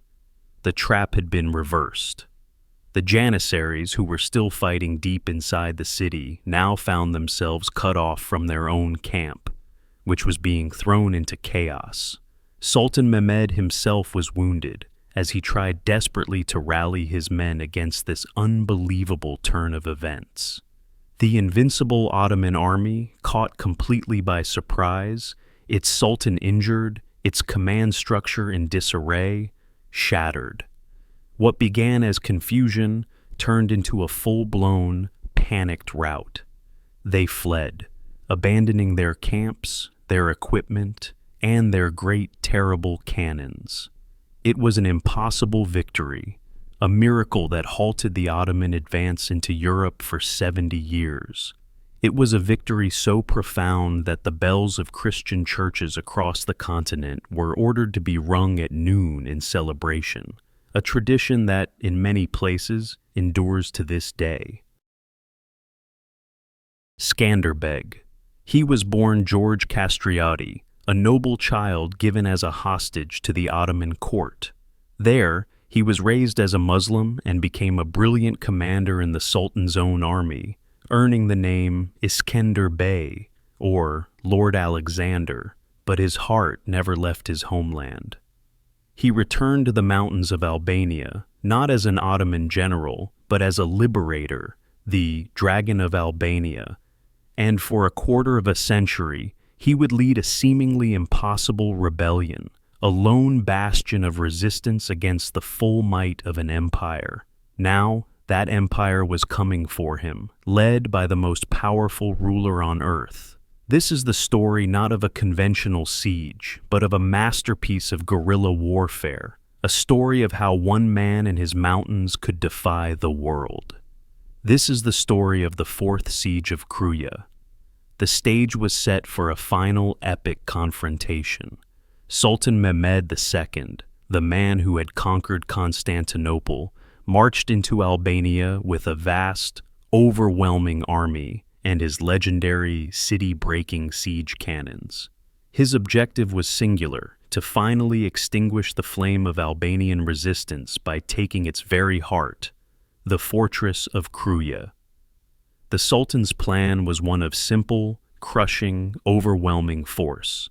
He would surround the fortress, establish his siege lines, and methodically pound it into dust. But Skanderbeg, the Dragon of Albania, refused to be trapped. His plan was one of sublime genius. He would not allow his army to be cornered. He left a resolute garrison of a few thousand men to hold the fortress. They would be the anvil. He himself, with the bulk of his swift, mobile Albanian warriors, melted away into the surrounding mountains. They would be the hammer. The siege began with a deafening roar as Mehmed's great cannons opened fire, hurling massive stone balls against the walls of Kruja. Inside, the defenders held firm with an iron resolve. But the real battle was not fought at the walls. It was fought in the mountain shadows, in the forests, and along the winding supply roads. From his mountain strongholds, Skanderbeg unleashed a relentless war of attrition. His men, moving like phantoms through a land they knew as well as their own hearts, conducted lightning-fast raids on the Ottoman camps.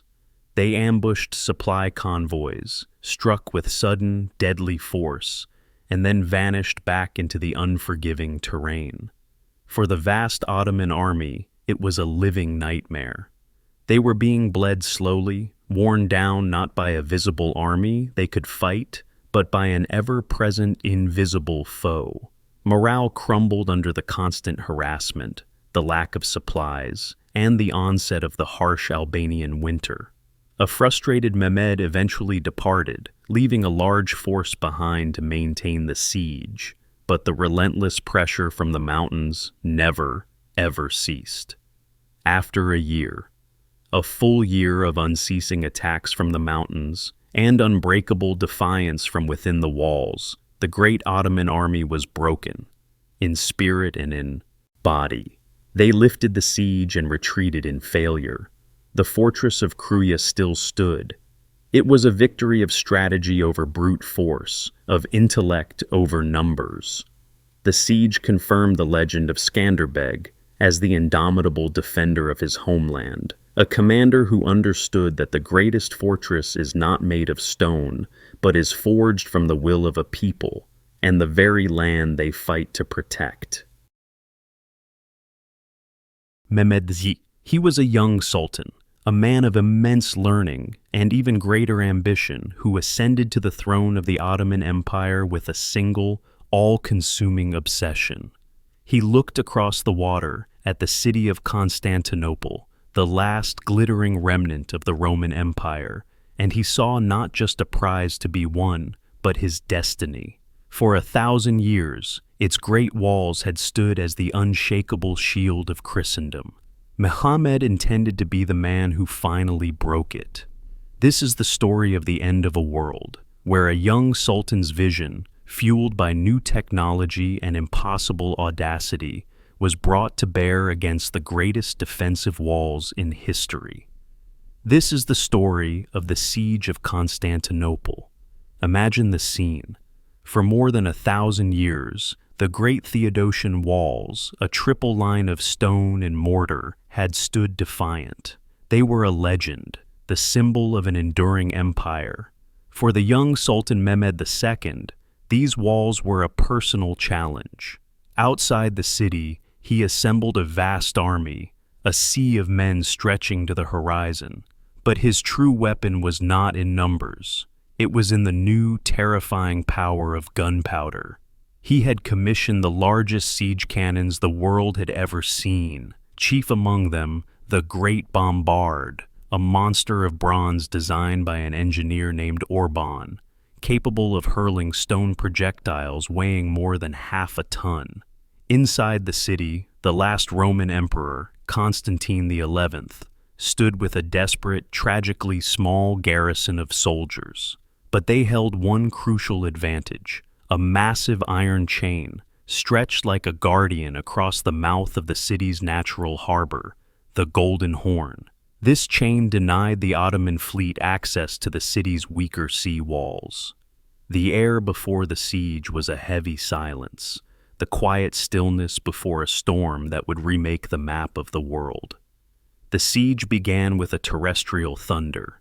Mehmed's great cannons opened fire, and a relentless, methodical bombardment began.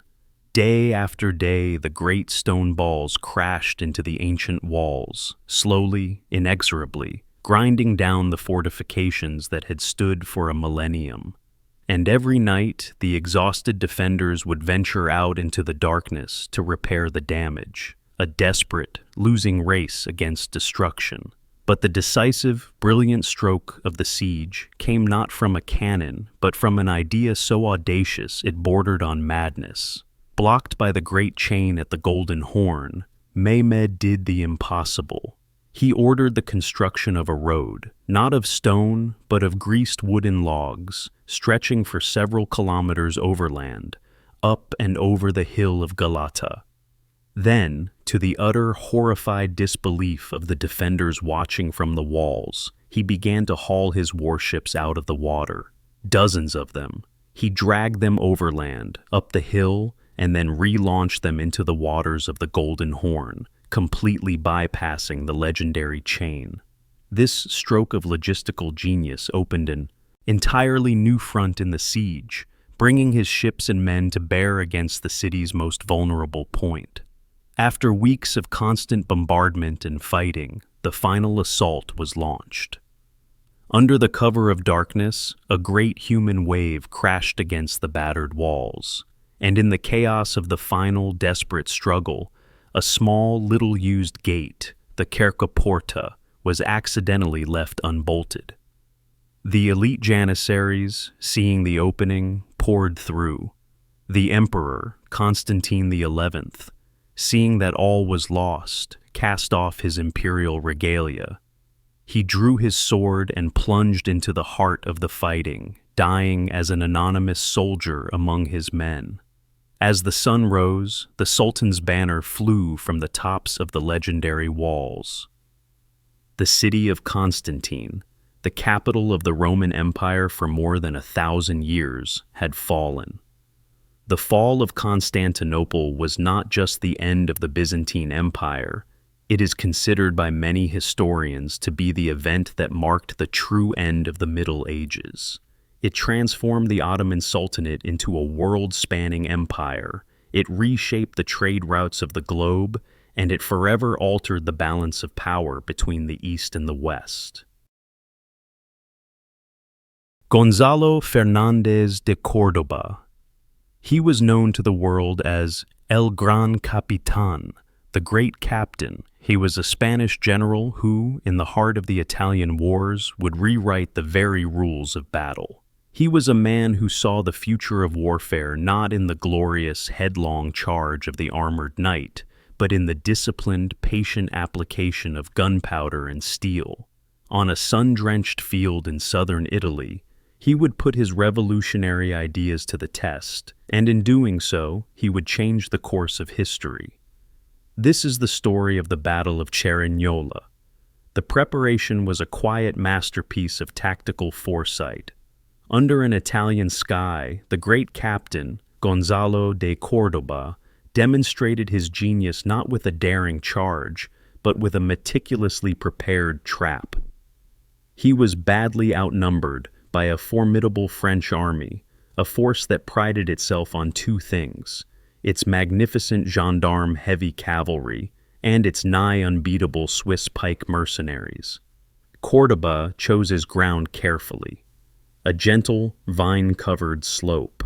Here, he ordered his men to dig.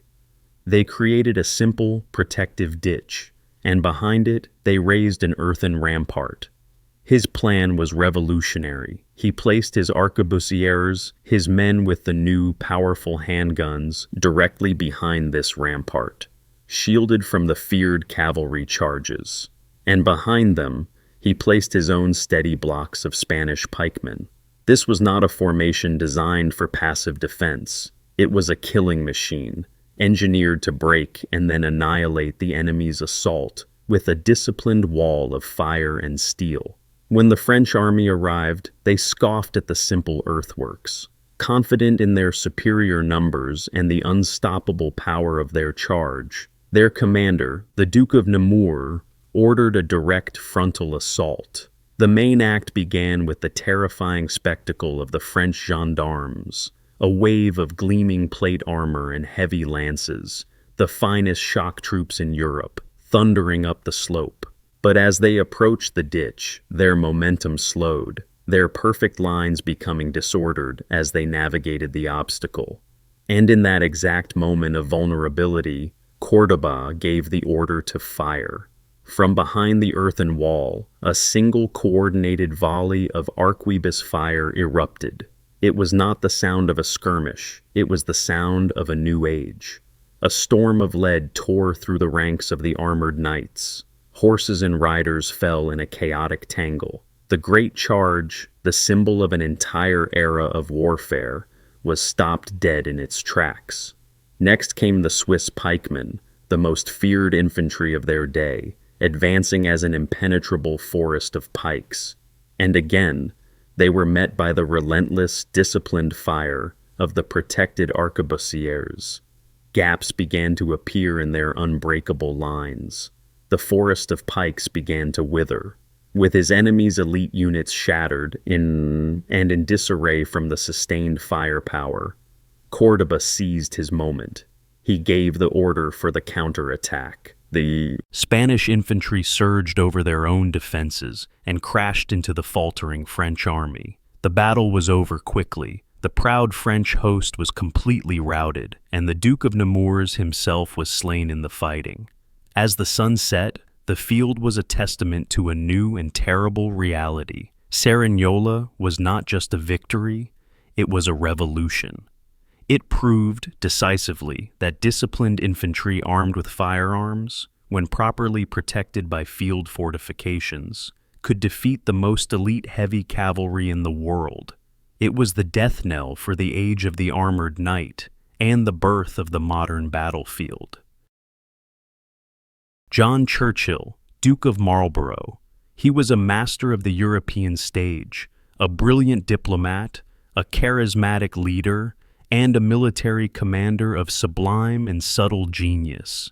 In an age when the armies of King Louis XIV of France, the Sun King, seemed invincible, Marlborough stood as the great architect of the Grand Alliance, a man who could see the entire continent as a single, intricate chessboard. And now he was about to make a move that would echo through history, a continental-scale gamble that would lead to a legend-shattering battle.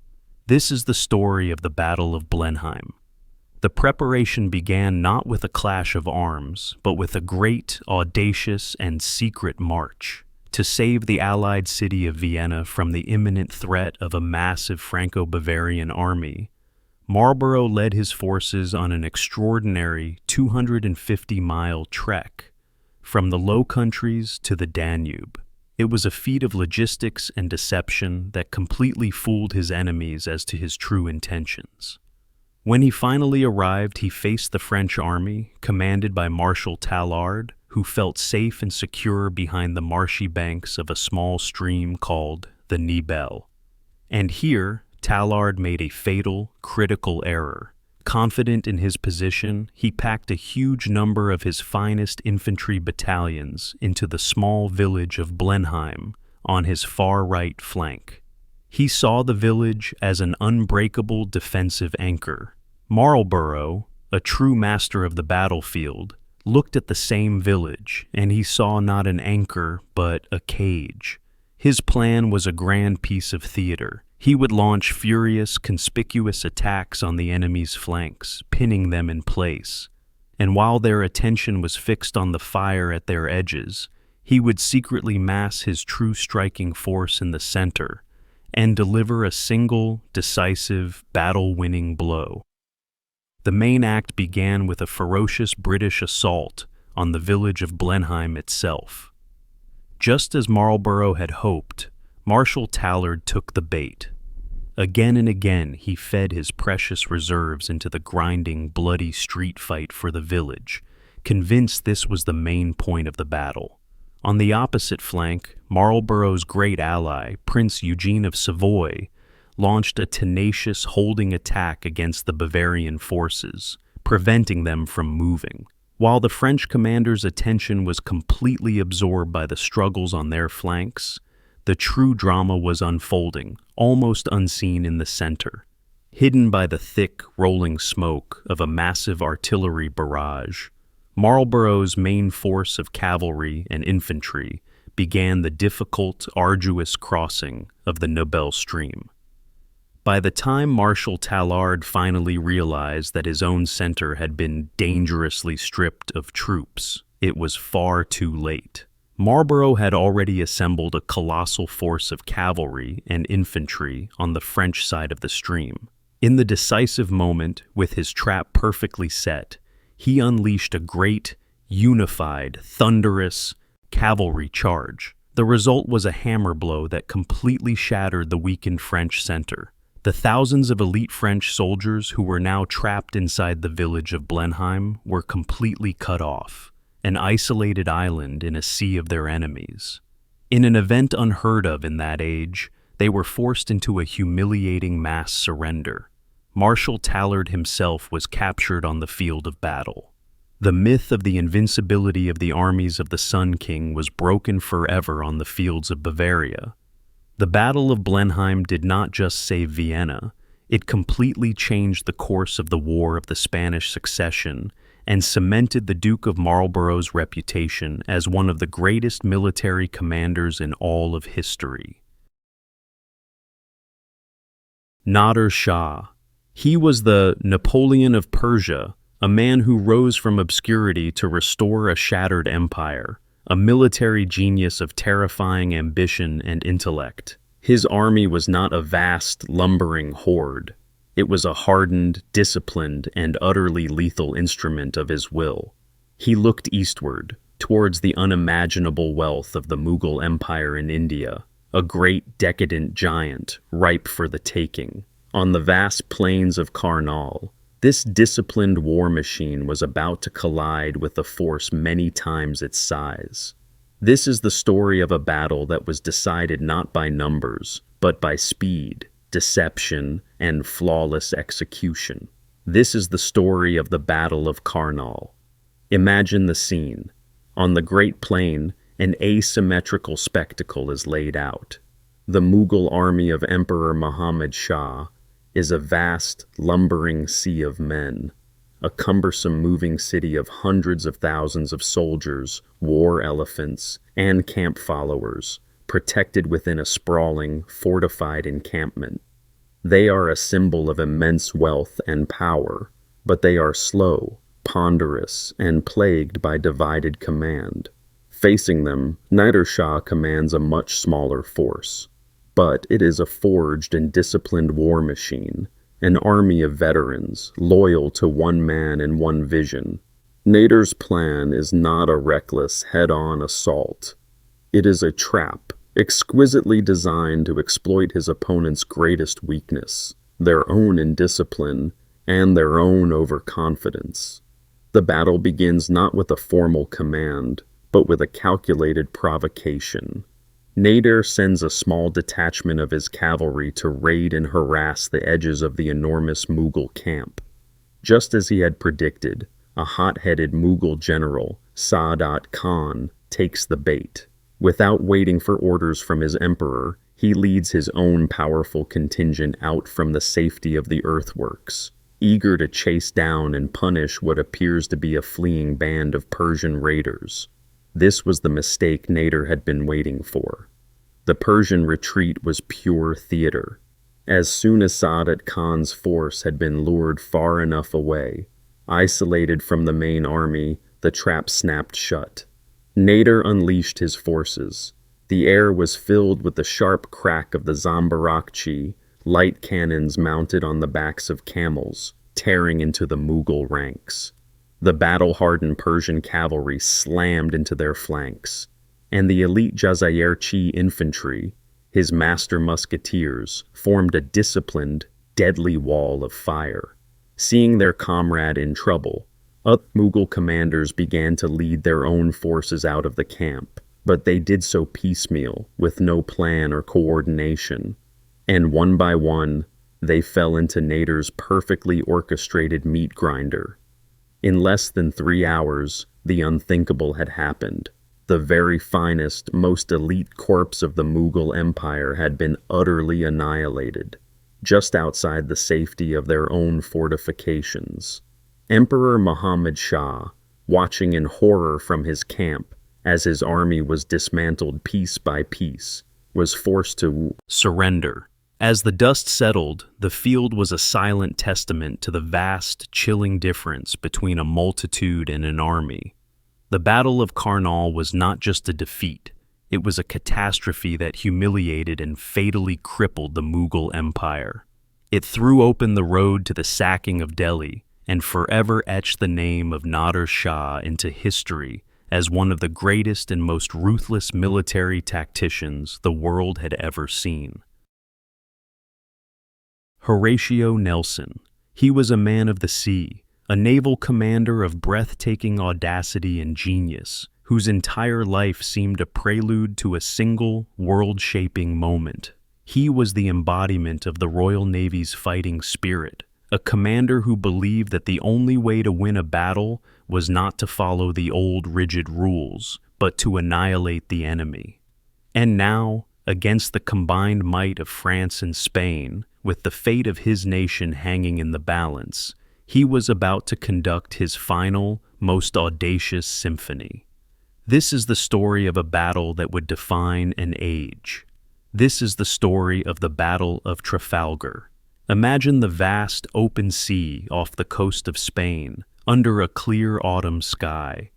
A fateful chess match is about to unfold upon the waves. The colossal combined fleet of France and Spain has formed a traditional single line of battle, a great crescent-shaped wall of timber and cannon stretching for miles. It is an imposing, conventional, and predictable formation. Facing them, Admiral Horatio Nelson has done the unthinkable, a complete rejection of the naval doctrine of his time. He has not formed his smaller British fleet in a parallel line to trade broadsides. Instead, he has divided his ships into two separate columns, two spear points, aimed to sail directly at a right angle into the very heart of the enemy line. His plan, which he called the Nelson Touch, was a gamble of supreme audacity.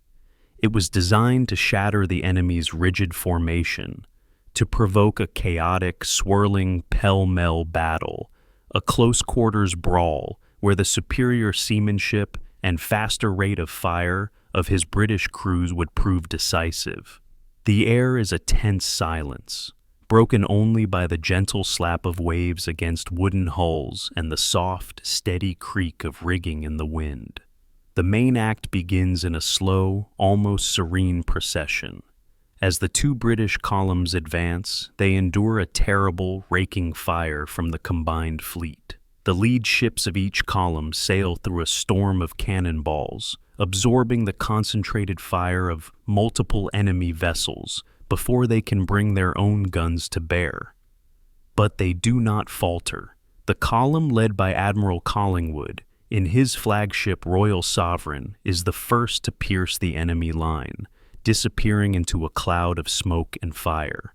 Shortly after, Nelson's own column, led by his legendary flagship HMS Victory, does the same, crashing through the Franco-Spanish formation.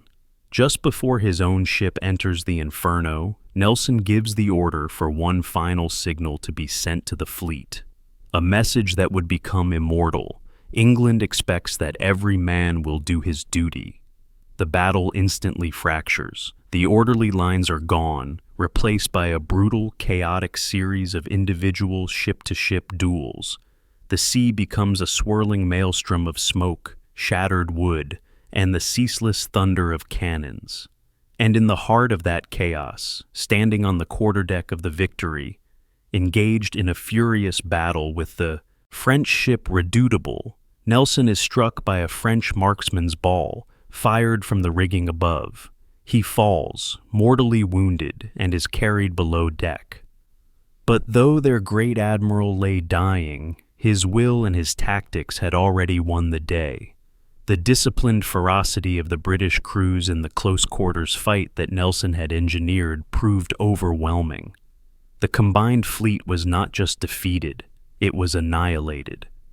As the battle drew to a close, the British had not lost a single ship. Their enemies had lost more than 20. Nelson lived just long enough, in the quiet darkness below deck, to hear the news of his monumental triumph. The Battle of Trafalgar was not just a naval engagement, it was the victory that shattered Napoleon's dreams of invading Britain. It cemented the absolute dominance of the British Royal Navy upon the world's oceans, a dominance that would last for more than a century. It was a victory purchased with the life of its greatest admiral, a man who had reshaped naval history forever. Mikhail Kutuzov. He was an old general, scarred from a lifetime of war, a man who had faced the Ottomans and the Swedes, and who had lost an eye in service to his Tsar. He was not a man of youthful fire or glorious charges, but of a deep, patient, and profoundly Russian wisdom. And it was to this old one-eyed warrior that the fate of a nation was entrusted when the greatest army the world had ever seen came crashing across its borders. This is the story not of a single battle, but of a war of patience and of immense, empty space. A story of how an old general defeated the greatest genius of his age, not by fighting a battle, but by sacrificing a nation. This is the story of the Patriotic War of 1812. The preparation was an act of almost unimaginable and deeply criticized restraint. When Napoleon's Grande Armée, the largest European army in history, a river of over 500,000 men, poured into Russia, Mikhail Kutuzov did the unthinkable. He retreated.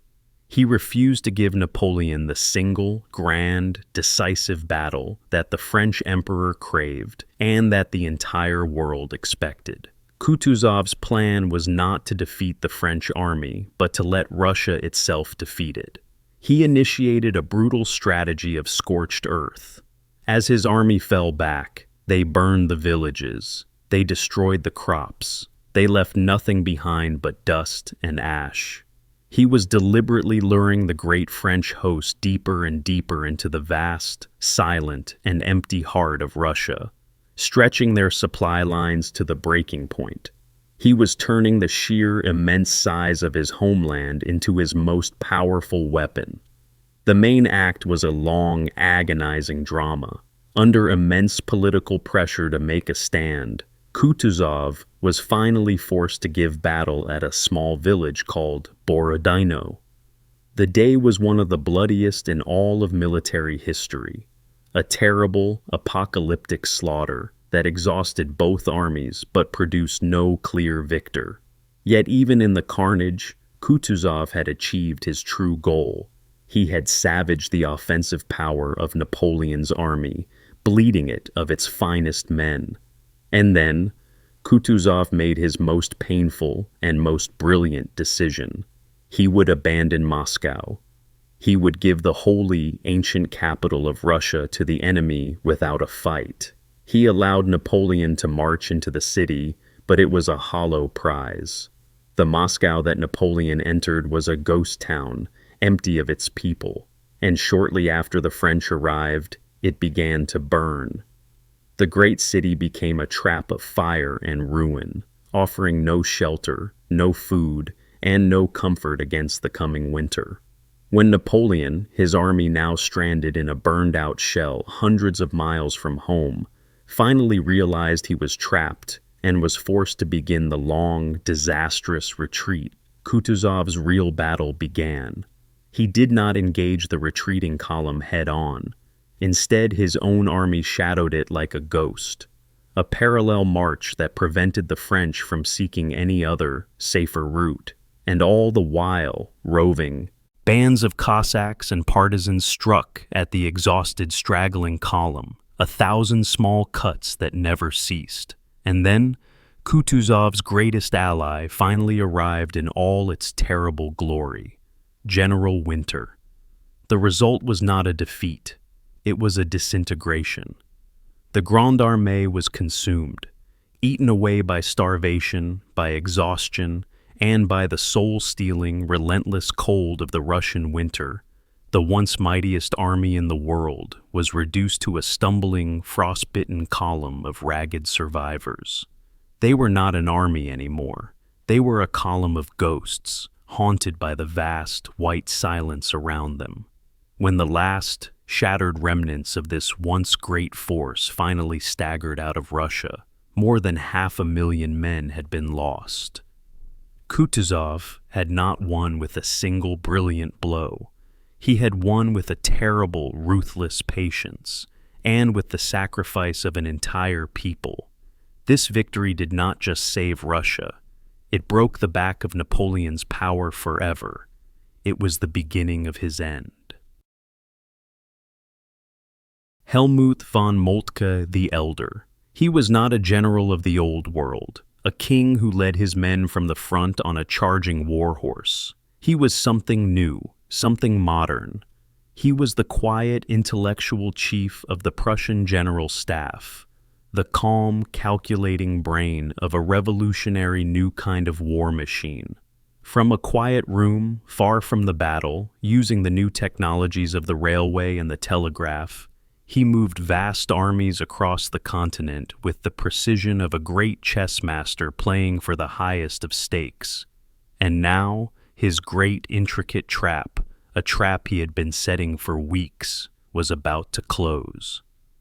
This is the story not of a simple charge, but of a modern masterpiece of encirclement. This is the story of the Battle of Sedan. Imagine the scene. The French army, weary, disorganized, and demoralized after a string of defeats, is trapped. They are caught in a deep river valley, huddled around the old fortress of Sedan. They occupy the low ground, surrounded on all sides by wooded hills. And on those hills, shrouded in the quiet mists of the early morning, a ring of steel is silently, methodically, tightening its grip. This is Moltke's work. He is not on the field, he is miles away. But his will is everywhere. His revolutionary use of railways has brought his men to the battlefield with incredible speed. His use of the telegraph allows him to coordinate the movements of multiple, massive armies as if they were a single organism. And now, on the hilltops overlooking the valley, the final pieces of his plan are in place. The superior, steel-barreled Krupp cannons of the Prussian artillery are unlimbered. They wait in silence, aim down into the valley, ready to unleash a storm of fire. The battle does not begin with the blast of a bugle or the charge of infantry. It begins with a symphony of thunder. From the heights, the Prussian cannons open fire. A great sweeping arc of fire and steel envelops the entire French position in the valley below. At the same time, the two great pincers of the German armies begin to close. Moltke's genius was in his system of command. He gave his subordinate generals a clear objective, in this case to complete the encirclement, and then trusted them to make their own decisions to achieve it. The French army, shelled from above and strategically outmaneuvered, tries desperately to break out of the tightening trap, but it is hopeless. The French commander, Marshal MacMahon, is badly wounded early in the fighting, and the chaos in the French high command paralyzes any chance of a coordinated response. Brave, desperate, but ultimately futile French cavalry charges, visions of a bygone age of warfare, break like waves against the disciplined rock of the Prussian infantry and their devastating artillery support. One by one, every village, every road, every possible path of escape is seized. By the late afternoon, the trap has snapped shut completely. The French army, utterly surrounded, being systematically crushed by the relentless artillery and with nowhere left to run, has been herded into the confines of the Sedan fortress. The French emperor himself, Napoleon III, watching the utter destruction of his army from the fortress walls, is forced to accept the inevitable. He gives the order for the white flag of surrender to be raised above the citadel. The surrender of a reigning emperor and his entire army on the field of battle was an event that sent a shockwave across all of Europe. The Battle of Sedan was not just a victory, it was the birth of the German Empire and the death of the Second French Empire of Napoleon III. It was a victory forged not by the blind courage of the past, but by the cold, calculating precision of a modern, strategic mind.